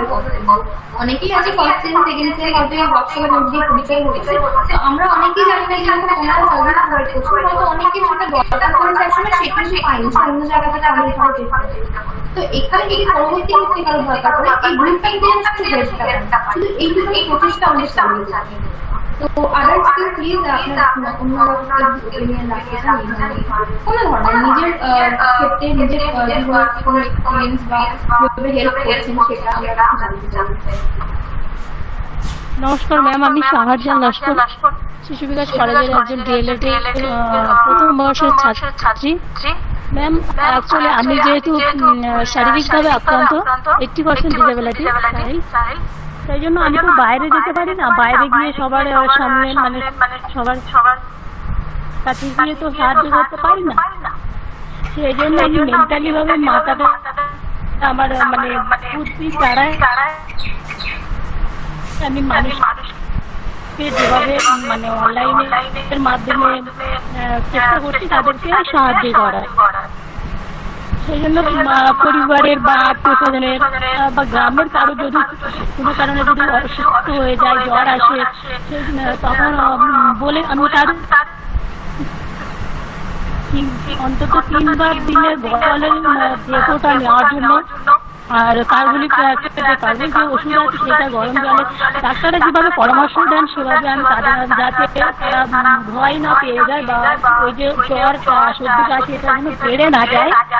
আর অনেকে দেখছি যে ভয় পেয়ে যাচ্ছে, যে ভাবছে হয়তো করোনা যদি হয়, যদি কোভিডে আক্রান্ত হয়ে যায়, ভয় পেয়ে তারা চুপচাপ জ্বরটাকে চেপে রেখে দিয়ে জ্বরের যে ওষুধ আছে সেটা খেয়ে তারা কমিয়ে রাখার চেষ্টা করছে, ভিতর থেকে কোভিডটা বেড়ে চলেছে। সেই জন্য করে তাদের বলছি যে ভয় না পেয়ে, ভেঙে না পড়ে যদি তারা কোভিড চেক করে, তাহলে কি হয় জানতে পারলে ডাক্তারের পরামর্শ অনুযায়ী তারা সেভাবে ট্রিটমেন্ট করলে সুস্থ হয়ে যাবে। এভাবে যতটা পারছি মানুষদের সাহায্য করছি, আর অনেকে এভাবে হেল্প করেছি, গাইড দিয়েছি, তাতে অনেকে সুস্থ হয়েছে। আর এভাবেই সাহায্য করছি মানে যোগাযোগের মাধ্যমে। Thank you ma'am. Thank you. আপনার প্রচেষ্টাটাই অনেক প্রচেষ্টা, মানে আমার শুনেই নিজের ভালো লাগলো যে অন্তত নিজের আইডিয়া থেকে ব্রেন কাটিয়ে দিয়ে এটাতে কাজ করছে। অসাধারণ, কারণ আমরা অনেক মানুষ যারা চেষ্টা করলে অনেক কিছু করতে পারে, তারা দাঁড়ানোর জন্য খুব ভালো, কারণ সবাই সবার সাথে আর অন্য কেউ কিছু করবেন।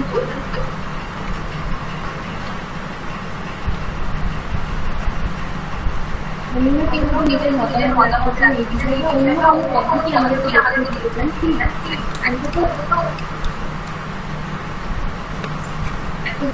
উপস্থিত আছে, কেউই কারণ কিছু বলেন আছে। অন্য কেউ বলো, বলো স্যার আমাদের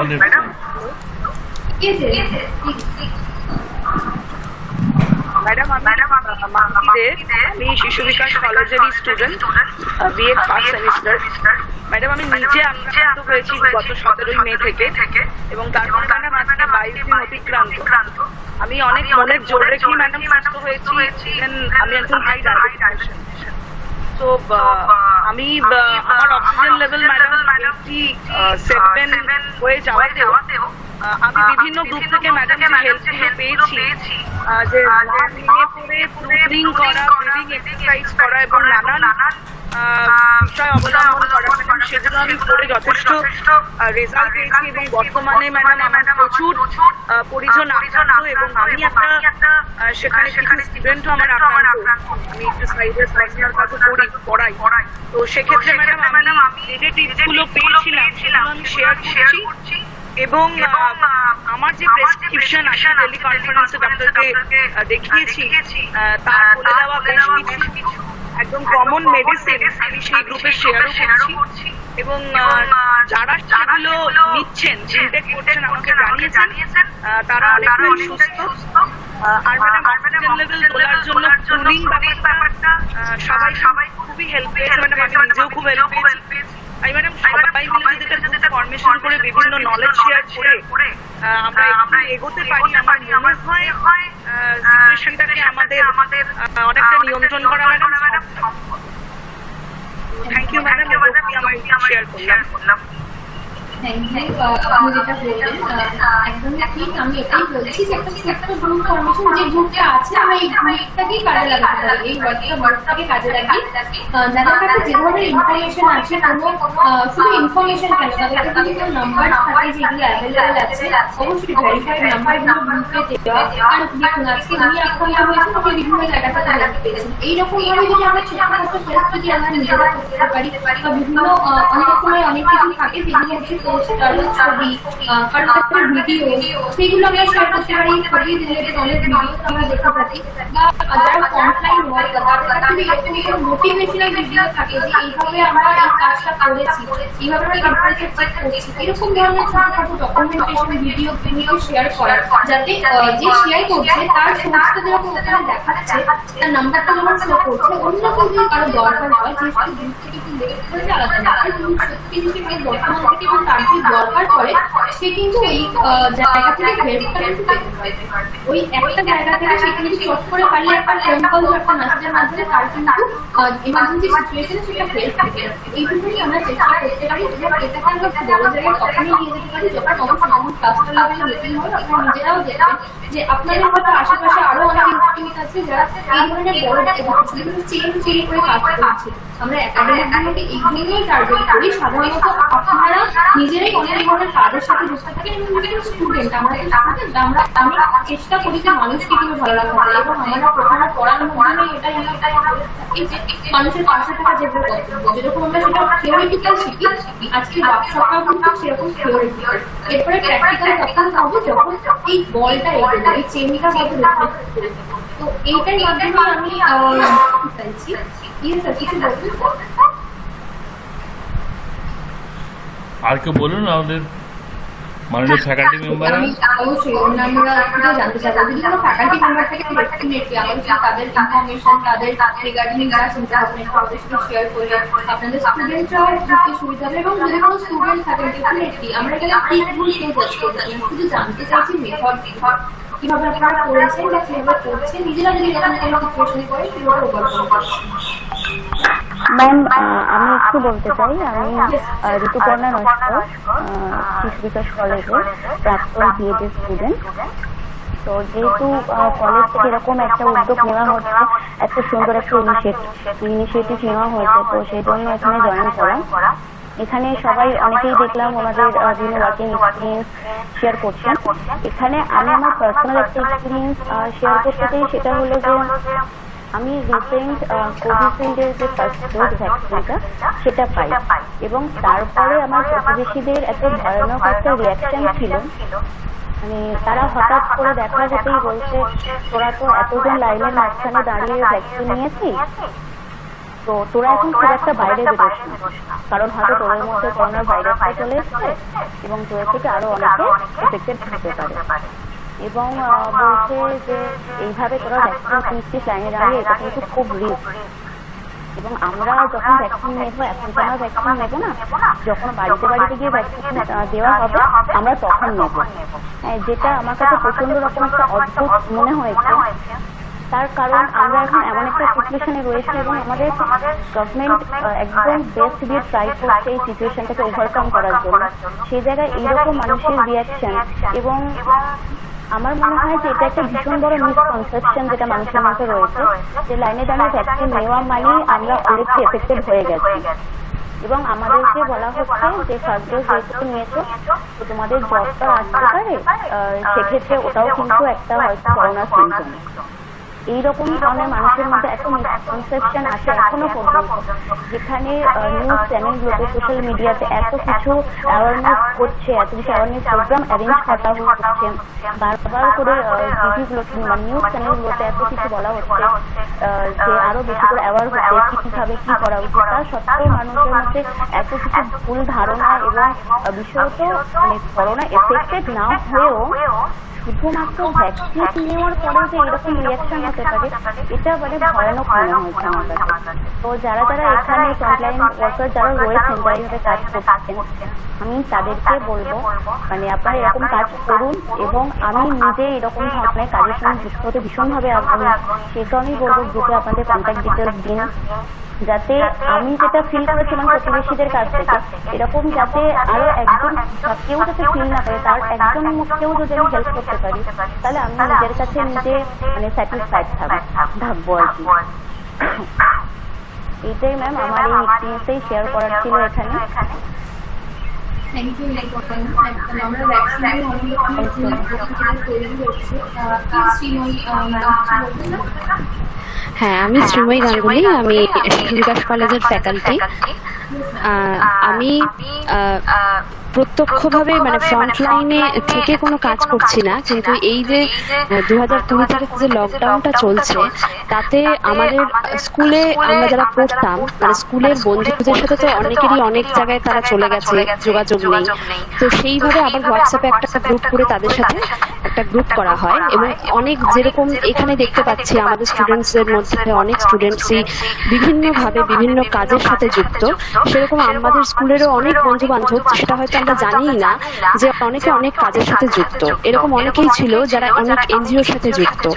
তো আমি কোনো এনজিওর সাথে যুক্ত নই, কিন্তু যেটা আমি করেছি যে তাদের মাধ্যমে তারা এই মাঝখানে যখন একটা মাস আগে যখন খুব বাড়াবাড়ি জায়গায় চলে গেল, যে সমস্ত জায়গায় অক্সিজেনের ক্রাইসিস হতে শুরু করেছে, মানে অক্সিজেন সিলিন্ডার পাওয়া যাচ্ছে না, তো সেই সময় আমরা তারা ঠিক করেছিল যে অক্সিজেন কনসেন্ট্রেটর বা অক্সিজেন সিলিন্ডার যদি কোনোভাবে কিনে মানে এনজিওর তরফ থেকে দেওয়া যায়। তো আমার পক্ষে আমি শুধু এটুকুনি করেছি কি, যতটুকুনি আমার সামর্থ্য সেই অনুযায়ী আমি একটুখানি ডোনেট করেছিলাম, এবং আমরা সত্যি একটা সিলিন্ডার কিনেছি এবং সেটা রেড ভলেন্টিয়ার্সের হাতে দেওয়া হয়েছে। এইটুকুনি আমি জানি। আর এই যে ভ্যাকসিনেশনের কথাটা যে বললো, ভ্যাকসিনেশনের একটা অদ্ভুত অভিজ্ঞতা বলতে প্রত্যেকটা মানুষই ভ্যাকসিন পাবে, হ্যাঁ, এবং তার জন্যই তো এত লাইন পড়ছে, এবং তাতে ঘন্টার পর ঘন্টা ধরে লাইন দিয়ে তারা দাঁড়িয়ে রয়েছে, কিন্তু যেটা তৈরি হচ্ছে যে মিসম্যানেজমেন্ট, সরকারের পক্ষ থেকে একটা মিসম্যানেজমেন্টও আছে, যে এখানে হয়তো মানে যারা দিচ্ছে ভ্যাকসিনটা ফ্রিতে, যেই সমস্ত জায়গাগুলোতে স্বাস্থ্যকেন্দ্রগুলোতে দেওয়া হচ্ছে, সেই সমস্ত জায়গাতে আমাদের সময় মানে আমার বাবারা যখন নিয়েছে ভ্যাকসিন, সেই সময় একটা অদ্ভুত ঘটনা যে তারা লাইনে দাঁড়িয়ে রয়েছে এবং 90 জনকে বলা হয়েছে যে দেওয়া হবে, কিন্তু তারপরে গিয়েও দেখা যাচ্ছে যে ভেতর থেকে ভ্যাকসিনের সমস্ত যে প্যাকগুলো সেগুলো বাইরে বেরিয়ে যাচ্ছে, পেছন ডোর দিয়ে ব্যাক ডোর দিয়ে বাইরে বার করে দেওয়া হচ্ছে, এবং কেউ একজন বসে রয়েছে, সে নিজেদের রিলেটিভসদের দিচ্ছে। তো এই ধরনের জিনিসগুলো আমাদের উচিত, যদি কারোর চোখে পড়ে, আমাদের চোখে পড়েছিল, আমরা প্রোটেস্ট করেছিলাম, তৎক্ষণাৎ সেটা বন্ধ হয়েছে। তো যারা যারা যেখানে যেখানে ফ্রি মানে স্বাস্থ্য কেন্দ্রগুলোতে দেওয়া হচ্ছে, আপনারা কাইন্ডলি একটুখানি চোখ খুলে রাখবেন, যদি এই ধরনের কোনো ঘটনা ঘটে তাহলে অবশ্যই জানাবেন অথরিটিকে, যে কারণ যারা লাইনে দীর্ঘক্ষণ ধরে দাঁড়িয়ে রয়েছে তারা তো আগে পাওয়াটা তাদের দরকার। তো এই মিসম্যানেজমেন্টগুলো কিন্তু সত্যি সত্যি হচ্ছে। হ্যাঁ, আর আশা করি ভ্যাকসিন নিয়ে আমার মানে এই যে ধারণাটা যেটা সবার মধ্যে, যে ভ্যাকসিন নিলে কি হবে, আদৌ ভ্যাকসিনের কোনো কিছু আছে কিনা, সেটা তো আমাদের পক্ষে বলা সম্ভব নয়, কিন্তু ভ্যাকসিন নিলে এইটুকুই আমি দেখেছি যে আমার পরিবারের অনেকেরই হয়েছিল, তার মধ্যে ভ্যাকসিন যাদের 2টো ডোজ নেওয়া হয়ে গেছে তাদের কিন্তু এফেক্ট অনেক কম হয়েছে, তারা কষ্ট অনেক কম পেয়েছে, তাদের সামান্য কিছু সিমটমস ছিল, কিন্তু কষ্টটা যাদের একটাও ভ্যাকসিন নেওয়া নেই তাদের যে কষ্টটা হয়েছে সেই কষ্টটা কিন্তু তারা পায়নি। এইটুকুনি আমার জানানো। একদম ম্যাম, আপনি যে বলেছেন, যেভাবে বললেন যে এনজিওর মাধ্যমে অবশ্যই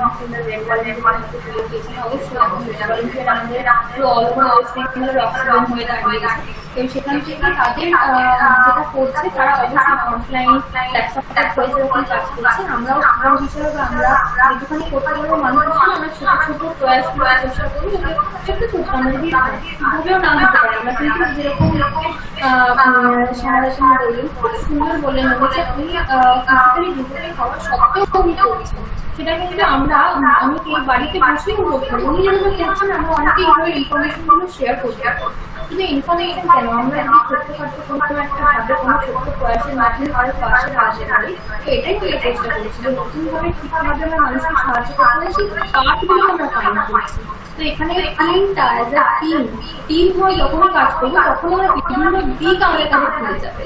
তো এই দিকগুলোকে আমাকে খুঁজতে হবে। আমি আরো অন্য এক্সপিরিয়েন্স জানতে চাইবো, কারণ এক্সপিরিয়েন্স না জানতে চাইলে তাদের পেছনের ব্যাকগ্রাউন্ড বা ঘটনাগুলো না জানতে চাইলে আমরা কিন্তু টিম ফর্মেশনটা করতে পারবো না।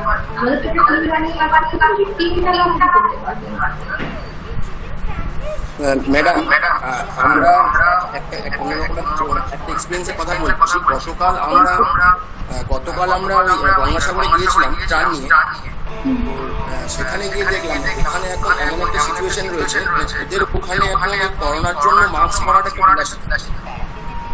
ওদের এই মুহূর্তে ওদের যে বাড়িঘর ছিল, ওদের বাড়িঘর মানে এই মুহূর্তে কিছু নেই। ওদের সাথে পুরো গ্রামটাও আমরা ঘুরে দেখলাম, ওদের সাথে কথা বলে জানতে পারলাম, ওরা আমাকে বলতে পারছে না যে এখানে আমার বাড়িটা ছিল, বাড়িটা কোথায় ছিল সেটাও ওরা বুঝতে পারছে না। তো এরকম সিচুয়েশনে আমার মনে হয় যে সবটা তো ধরুন আমরা মিলিয়ে করতে পারবো না, বা আমরা যারা রেড ভলেন্টিয়াররা কাজ করছে প্রত্যেকেই সেটা স্বীকার করছে, কিন্তু কথাটা হচ্ছে এইরকম সিচুয়েশনে ধরুন আমি গঙ্গাসাগরে গিয়েছিলাম, বা মৌসুমী দ্বীপে, বা ধরুন কুমিরমারি বলে একটা জায়গা রয়েছে, এই সমস্ত জায়গাগুলোতে সাধারণ মানুষের পক্ষে এই মুহূর্তে কোভিড সচেতনতা নেওয়া সম্ভবই নয়। কারণ আমরা এখন কলকাতায় বসে রয়েছি, কলকাতায় থেকে বা যারা আলোচনা করছেন আমরা সবাই এই একরকম। আর যে মানুষগুলো যশ বলুন বা শুধু যশ নয়, কলকাতাতেও বা আশেপাশে এমন কিছু মানুষজন রয়েছে যারা কি খাবে সেটা চিন্তা করতে পারছে। তো তাদের পক্ষে মাস্ক পরে বাইরে বেরোনোটা থাকাটা অপ্রাসঙ্গিক, অপ্রাসঙ্গিক বলবো না, মানে এই সিচুয়েশনে হয় না। তো এইরকম একটা সিচুয়েশনে আমার মনে হয় যে সরকারের পক্ষ থেকে, শুধু আমাদের পক্ষে সম্ভব নয়, সরকারের পক্ষ থেকে ওই জায়গাগুলোতে ভ্যাকসিনেশন সেন্টার করা উচিত, এই মানে ইমিডিয়েটলি বা যত ঠিকভাবে প্রোটোকল মেনটেন করে ওদের পক্ষ থেকে কোনো স্টেপ নেওয়া উচিত। কারণ সরকারের পক্ষ থেকে স্টেপ নিতে হবে, আমাদের পক্ষ থেকে তো সেই কষ্টটা বড়ভাবে করা সম্ভব নয়, বড়ভাবেই হচ্ছে, যেটা হচ্ছে সেটা বড়ভাবে হচ্ছে। কিন্তু এই মুহূর্তে আমার মনে হয় যে এখানে আমার এটা বলার এটাই উদ্দেশ্য যে সরকারকে যদি কোনোভাবে এইসব কাজগুলো করার জন্য ঠিকভাবে যদি সরকারি কাজগুলো করতে পারে তো ভালো হয়। কারণ ওই জায়গাতে আমরা আলোচনা করছি মাস্ক পরা, ডিস্টেন্স মেনটেন করা, কিন্তু ওই সমস্ত জায়গায় সম্ভব হচ্ছে না। তার জন্য মানে একটা তো বড় টাকা পয়সারও দরকার, আর একমাত্র একভাবেই সম্ভব যে সরকারের পক্ষ থেকে একটা ভালো রকম স্টেপ নিতে হবে। তো এই ধরনের কাজ করতে গিয়ে আমার এক্সপিরিয়েন্স আমার এটা মনে হয়েছে, তাই এটা আমি শেয়ার করছি।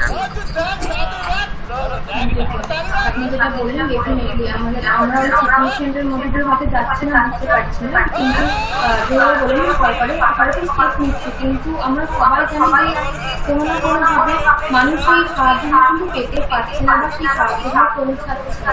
তার জন্য আমরা যদি সবকিছু যে সরকারের উপরে ছেড়ে দেওয়া বা সবকিছু এটা কোনো আমরা নিজে থেকে দেখতে চেষ্টা করবো। যেভাবে আপনি বললেন যে আমরা সবাই তো আমরা করে দিতে পারবো না, কিন্তু যেটুখানি আমরা তৈরি করার এরকম তৈরি করার দেখতে পাচ্ছি যে তার ক্ষেত্রে দুবেলা দুবেলা খাওয়ার জন্য অসম্ভব হয়ে হচ্ছে। তাহলে সেই মানুষগুলোকে কিন্তু আমরা যেহেতু অনেকেই বলেন যে ফ্রি হোম ডেলিভারি দেওয়ার ব্যবস্থা আছে বা আমরা চেষ্টা করছি যে এইসব জায়গায় পৌঁছে এখানে পেয়ে দেওয়ার চেষ্টা করছি, সেইভাবে আমরা কাজ করতে পারি। তার জন্য এই ওয়ার্কশপটা শুধু আপনারা ছোট গ্রুপ করবেন বা টিম করবেন, সেখানে ডেফিনেটলি আমি থাকবো, যত টাকা হেল্প দরকার এনবিএনসিআরই তরফ থেকে করা হবে।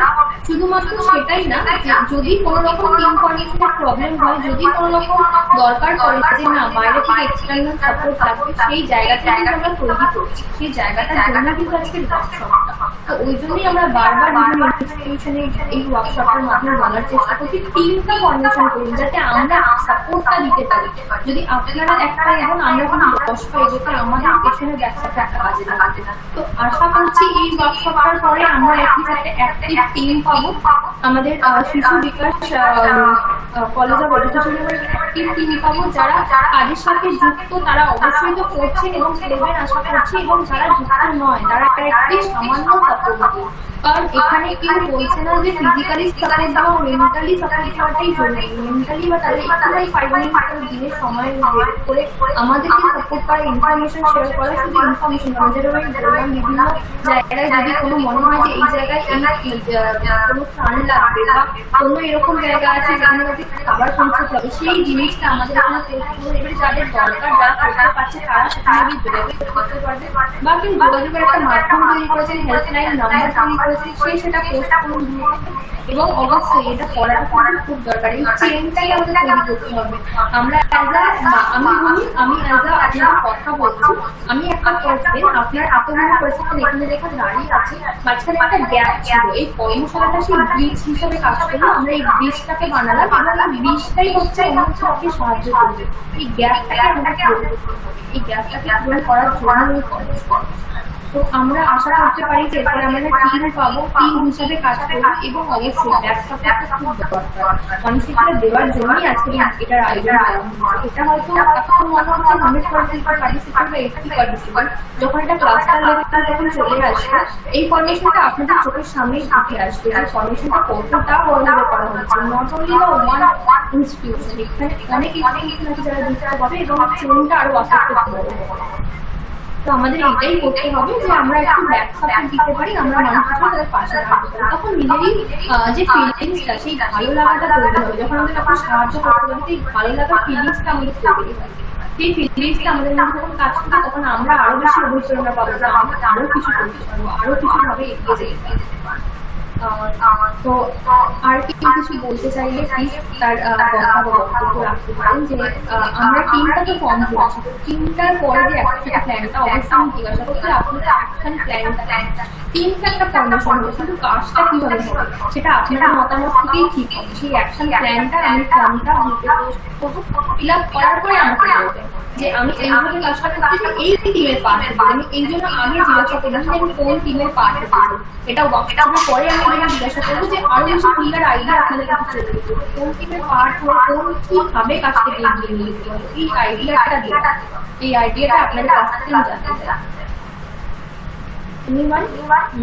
আর কেউ কিছু বলতে চাইতে? Hello ma'am.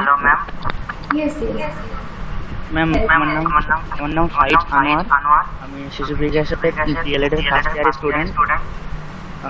আমরা প্রথমে যখন লকডাউন হয় তখন বিভিন্নভাবে চেষ্টা করছিলাম যে সাহায্য করা, কারণ আমি গ্রামে থাকি। আর ওই জন্য দেখলাম যে অনেকে প্রতিদিন যেটা ইনকাম করে সেইগুলো দিয়ে তারা খায় কিছু। তো আমরা চেষ্টা করলাম যে তাদের লকডাউনে কিছু খাবার এরকম প্রথমে আমরা 10-12 জন বন্ধু মিলে একটা কাজ করলাম। দেখছি যে 10-12 জন মিলে কত টাকা দাম ফ্যামিলিকে আমরা খাবার দাম করতে পারছি। তো তারপরে বিভিন্ন রকম এনজিওর সঙ্গে আমরা যুক্ত হলাম, যে আমরা 10 রকম এনজিওর সঙ্গে যুক্ত হলাম। যে সবার কাছে আমরা বললাম আমাদের আমাদের তো আমরা পুরোপুরি গ্রাম, তো সেই জন্য আমাদের এখানে লকডাউনে অসুবিধা হচ্ছে, যদি সবাইকে সাহায্য করে। প্রতিটা এনজিও থেকে আমাদের প্রচুরভাবে হেল্প আসে, যে আমরা সেই হেল্পটা দিয়ে আমাদের যে কজনের যে কটা বন্ধু যে কটা গ্রাম আছে সেগুলো সেই জায়গাগুলো কিছু পরিমাণ প্রতিটা ফ্যামিলিতে আমরা এই বছরে দেখলাম যে অক্সিজেনের জন্য অনেক প্রবলেম হয়। এমনকি আমাদের পাশের পাড়ায় অক্সিজেন সেটা আমরা দেখে আবার বিভিন্ন রকম এমনকি আমাদের শিশু দিবসে অনেক দাদারা আছে, সিনিয়র আছে, তাদের অনেক এনজিওর সঙ্গে যুক্ত হয়, যে তাদের বললাম যে এরকম অক্সিজেনের পর সব সময়ের জন্য মারা যাচ্ছে। তারাই আবার আমাদেরকে অনেক কন্ট্যাক্ট করে দিল যে এই জায়গায় তাহলে অক্সিজেন পাবেন। আর ম্যাম সবচেয়ে বড় কথা, এখন যখন সব ডাক্তাররা বললো বা ম্যামরা বললো যে ভ্যাকসিন দিলে সবাই বাড়িতে লোকগুলো প্রবলেম আমার সঙ্গে ভ্যাকসিন দিয়ে এসছি পাড়া প্রতিবেশী সব লোকজনগুলো বলছে যে তুই ভ্যাকসিন দিয়ে এসছিস, এখন বাইরে আমি তাদের বোঝানোর চেষ্টা করছি যে আমি ভ্যাকসিন দিয়েছি, তোমরা ভ্যাকসিন দাওনি। কারণ তার মানে আমার পেজ তৈরি হয়েছে, তোমরা যখন আর এখন পেজ তৈরি হয়নি, ভ্যাকসিন দিয়েছি মানে 100% না হলে 50% প্রোটেক্টেড হবে। তোমরা তাদেরকে বোঝানোর চেষ্টা করছে ভ্যাকসিনটা খারাপ না, ভ্যাকসিন দেওয়া ভালো, সবাই ভ্যাকসিন দিন। আর ম্যাম আমি সবাইকে একটা ইনভিটেশন দিতে চাচ্ছি, আমাদের শিশু বিকাশের ভ্যাকসিন স্টুডেন্ট আছে, আর আমরা শিশু বিকাশ স্কুলে পড়তাম, কলেজে পড়ি শিশু বিকাশের। তো তারা মিলে একটা ব্লাড ডোনেশন ক্যাম্প করছে আগামী 14 তারিখে। যে শুধু করোনা পেশেন্টের নিয়ে ভাবলে হবে না, আরও অনেক প্রবলেম হয়, বিভিন্ন মানুষের বিভিন্ন ব্লাড লাগে। এখন লকডাউনের জন্য ব্লাড ব্যাঙ্কগুলো খালি পড়ে আছে। তো আমাদের 14 তারিখে কলেজের এডুকেশন কলেজ থেকে আমরা প্রাক্তন স্টুডেন্টরা মিলে একটা ব্লাড ডোনেশন ক্যাম্প অর্গানাইজ করলাম। সবাই যদি যে যেরকম পারবেন আসবেন, এসে ফিজিক্যালি না হোক মেন্টালি আমাদের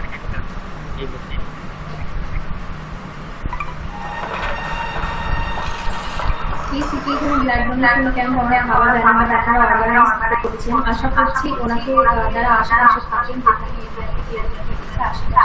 সাহায্য করবেন। যদি পসিবল হয় অবশ্যই মেন্টালি যেভাবে দরকার হয় ওনার যদি পসিবল হয় উনি পোস্ট করবেন। অবশ্যই ব্লাড ডোনেশন ক্যাম্পে একজনের পোস্টার পোস্ট করো, যদি কোনোদিন সাহায্যের দরকার হয় তাতে অন্য কেউ যখন করতে পারে সেটা আমরাও ওনাকে হেল্প করতে পারি। আমরা চেষ্টা করি যে এইভাবে মানুষের পাশে থাকা, ছোট ছোট প্রয়াসগুলো তুলে ধরার। তো এইভাবেই যেন মানুষের পাশে থাকতে পারি। আর কে কিছু বলবেন প্লিজ? হ্যালো ম্যাম, আমি জয়দীপ মন্ডল বলছিলাম, এই কলেজের ফার্স্ট সেমিস্টার থেকে বলছি। হ্যালো, তো ম্যাম আমি পেশায় তো প্রাইমারি টিচার, তো ম্যাম আমাদের একটা সংগঠন আছে, ঠিক আছে। এবার আমরা টিচাররা মিলে ম্যাডাম যখন প্রথম থেকে এই করোনা সমস্যাটা হয়েছিল, আমরা এই কলেজে অনেকেই জানে আমরা একটা ব্লাড ডোনেশন করেছিলাম।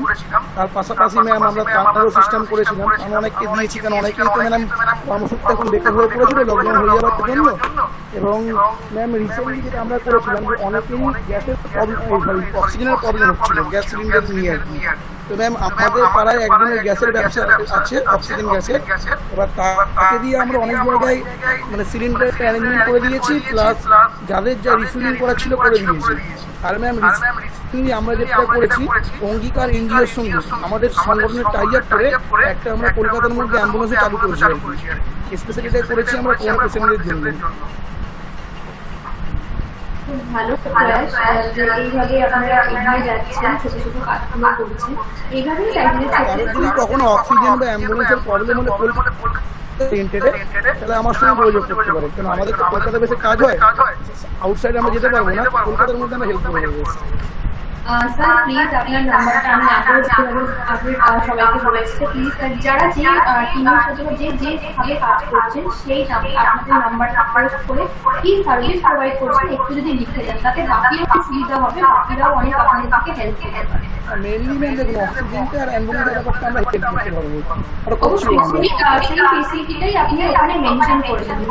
আমি প্রথম থেকেই বলছি যেটুখানি পারবেন ওই ফেসিলিটিটাই আপনি লিখে অ্যাটলিস্ট নাম্বারটা লিখে ওই ফেসিলিটিটা আপনি প্রোভাইড করবেন সেটা লিখে আপনি পোস্ট করে দিন, যাতে যদি কেউ মনে করে যে আপনার সাথে যুক্ত হবে কাজের সাথে সেও হতে পারে, বা কারো যদি দরকার পড়ে সেও আপনার সাথে কন্ট্যাক্ট করতে পারে। ঠিক আছে, থ্যাংক ইউ ম্যাম। আমি বলছি আমার আরেকটা কথা বলার ছিল, বলছি যে আপনারা যে বলছেন রিসেন্টলি একটা হেলথ ডিপার্টমেন্টের সঙ্গে এডুকেশন ডিপার্টমেন্টের একটা টাই আপ হয়েছে, তো যেমনি হেলথ ডিপার্টমেন্ট দেখছে প্রত্যেকদিন হসপিটালগুলোর অবস্থা কি বা ঠিক মতো ওরা ম্যানেজমেন্ট করছে কিনা, সেমনি এডুকেশন ডিপার্টমেন্টকে প্রত্যেক সার্কেলের এসআইদেরকে দায়িত্ব দেওয়া হয়েছে যে যত প্রাইভেট নার্সিংহোম হসপিটাল আছে অনেক সময় ওরা ঠিক মতো তো ডাটাগুলো প্রোভাইড করে না, সেই ডাটাগুলো যাতে ঠিকঠাক প্রোভাইড করে সেই জন্য প্রত্যেকটা এসআইদের দায়িত্ব দেওয়া হয়েছে, ওই জন্য একটু ইনফরমেশনও দিয়ে রাখলাম। হ্যাঁ অবশ্যই স্যার, আমরা জানি আজকে এই প্রোগ্রাম থেকে আমি কনফিউজ করতে চাইছি, যদি কারো দিকে থ্যাংক ইউ স্যার, আমি এখানে কনফিউজ করতে চাইছি বিকজ আমার এখানে একটু ওয়েদার একটু প্রবলেম শুরু হয়ে গেছে, তো আমি রাখি স্যার যদি থাকেন স্যার প্লিজ আপনি অনুষ্ঠানটা কনক্লুড করার পারমিশন আমাদের দিন, যাতে আমরা এর পরে স্টেজে এগিয়ে যেতে পারি। আর আমরা সবসময় বলছি এটা কিন্তু আমাদের ফার্স্ট মিটিং না, আমাদের আরেকটি মিটিং বাকি আছে যেখানে অবশ্যই আপনারা আপনাদের ইনস্টিটিউটকে রিপ্রেজেন্ট করবেন, এটা আপনাদের দায়িত্ব যে আপনারা এই কাজটা অবশ্যই আমি থাকবো, এবং যে কোনো প্রবলেমে আপনারা ফোন করতে পারেন। হয়তো আজকে আমি ফোনটা রিসিভ করতে পারিনি, আমি অনেকগুলো সকাল মিটিং একটা করছিলাম, অনেকেই ফোন করেছি, তার জন্য সো সরি যদি এখানে কেউ থেকে থাকেন আমি ফোন রিসিভ করতে পারিনি, বাট এমনি টাইম কল করতে কোনো অসুবিধা নেই, যে কোনো হেল্পে যদি সামান্য কোনো হেল্প আমি করতে পারি সেটাই আমার কাছে। আজকে আমাদের এই যে ওয়ার্কশপটা হলো, আমি শুনলাম পুরোটাই শুনেছি আমি, ম্যাডামকে ধন্যবাদ, খুব ভালো একটা ওয়ার্কশপ আপনি পরিচালনা করলেন। এছাড়া আমাদের যে স্টুডেন্টরা ওদেরও অনেক অ্যাক্টিভিটির কথা শুনলাম, মানে আমার একটা গর্ব অনুভব হচ্ছে যে আমাদের কলেজের স্টুডেন্টরা তারা যে এখন ধরুন প্যান্ডেমিক সিচুয়েশানে ক্লাস তো হচ্ছে না, অনলাইনে যেটুকু হচ্ছে, তো ওরা বাড়িতে যে চুপচাপ বসে নেই, হ্যাঁ সেটা শুনে আমার খুব গর্ব হচ্ছে। বেশ কিছু ছেলেমেয়ে বিশেষ করে একটা হ্যান্ডিক্যাপ মেয়ে, সে মানে তার 80% উপর হ্যান্ডিক্যাপ, সেও কাজ করছে মানে সমাজের জন্য এই কোভিড পরিস্থিতি, মানে এটা তো সামাজিক একটা ব্যাধি আমাদের, হ্যাঁ সেইটা নিয়ে সেও যে ভাবছে, মানে এইটা আমার খুব মানে নিজেকে খুব গর্বিত মনে করছি আর।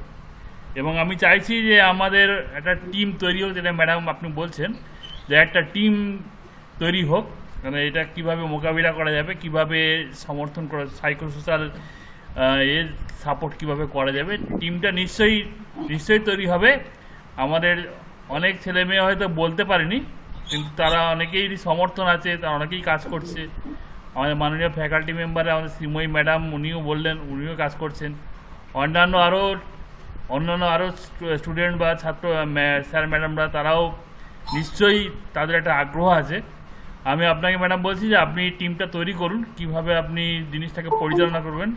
সম্পূর্ণ তো আপনি আপনার ওপরেই সম্পূর্ণ দায়িত্ব, এবং আমি আপনাকে সব রকম সাপোর্ট করব, কিন্তু টোটাল যে কর্ম পরিকল্পনাটা আমি জানি না কিভাবে কি করতে হয়। তা আপনাকে আমি পুরোপুরি দায়িত্ব মানে কলেজ তরফ থেকে বলছি যে আপনাকে আমি পুরোপুরি সমর্থন করব, এবং আপনার উপর পুরো আস্থা রেখে আমি বলছি পুরো জিনিসটা আপনি তৈরি করুন, জিনিসটা আপনি পরিচালনা করুন। আর এরপরে আমি নিশ্চয়ই আমরা আরও এরকম বসবো, হ্যাঁ এরকম আরও বসবো নিশ্চয়ই, আরও মিটিং হবে নিশ্চয়ই। যাই হোক, আজকে মিটিংটা খুব ভালো লাগলো আমার, অনেক অভিজ্ঞতা শুনলাম, আপনার মুখেও অনেক ভালো কথা শুনলাম। এই বলে আমি সবাইকে ধন্যবাদ জানাচ্ছি, আপনাকেও ধন্যবাদ জানাচ্ছি, জানিয়ে আজকের এই অনুষ্ঠানটা আমি আপনাকে বলছি যে আপনি শেষ করুন। Thank you sir. আমি একটা কথা আছে, আমি তার থেকে বেরিয়ে যদি কিছু বলতে পারি, আমি এতদিন ধরে এতগুলো ওয়ার্কশপ করেছি, অনেক দিন ধরে আমাদের এই ওয়ার্কশপ গুলো চলছে, এবং আমি বিভিন্ন জায়গায় ওয়ার্কশপ কোঅর্ডিনেট করছি। সেখানে সত্যি কথা বলতে আমার আজকে ফিলিংস হয়েছে আমি এত ভালো টিম পাইনি, আর আমি আশা করছি টিমটা অনেক ভালো কাজ করবে। তো এই টিমটাকে এইভাবে এগিয়ে নিয়ে যেতে চাই। তো এরপরে আমি একটি ফর্ম সাবমিট করবো, যেটা অবশ্যই ফিডব্যাক ফর্ম, এবং তারপরে আমি টিমটা নিয়ে ডিসকাস করবো যে কোন টিমে কিভাবে কি কাজ হবে। এনি সাপোর্টে এনি দরকারে আমাকে অবশ্যই টেক্সট করবেন, পার্সোনালি করতে পারেন, ফোনও করতে পারেন, নো প্রবলেম। Thank you. আপনারা আস্তে আস্তে লেট করতে থাকুন, আমি এরপরে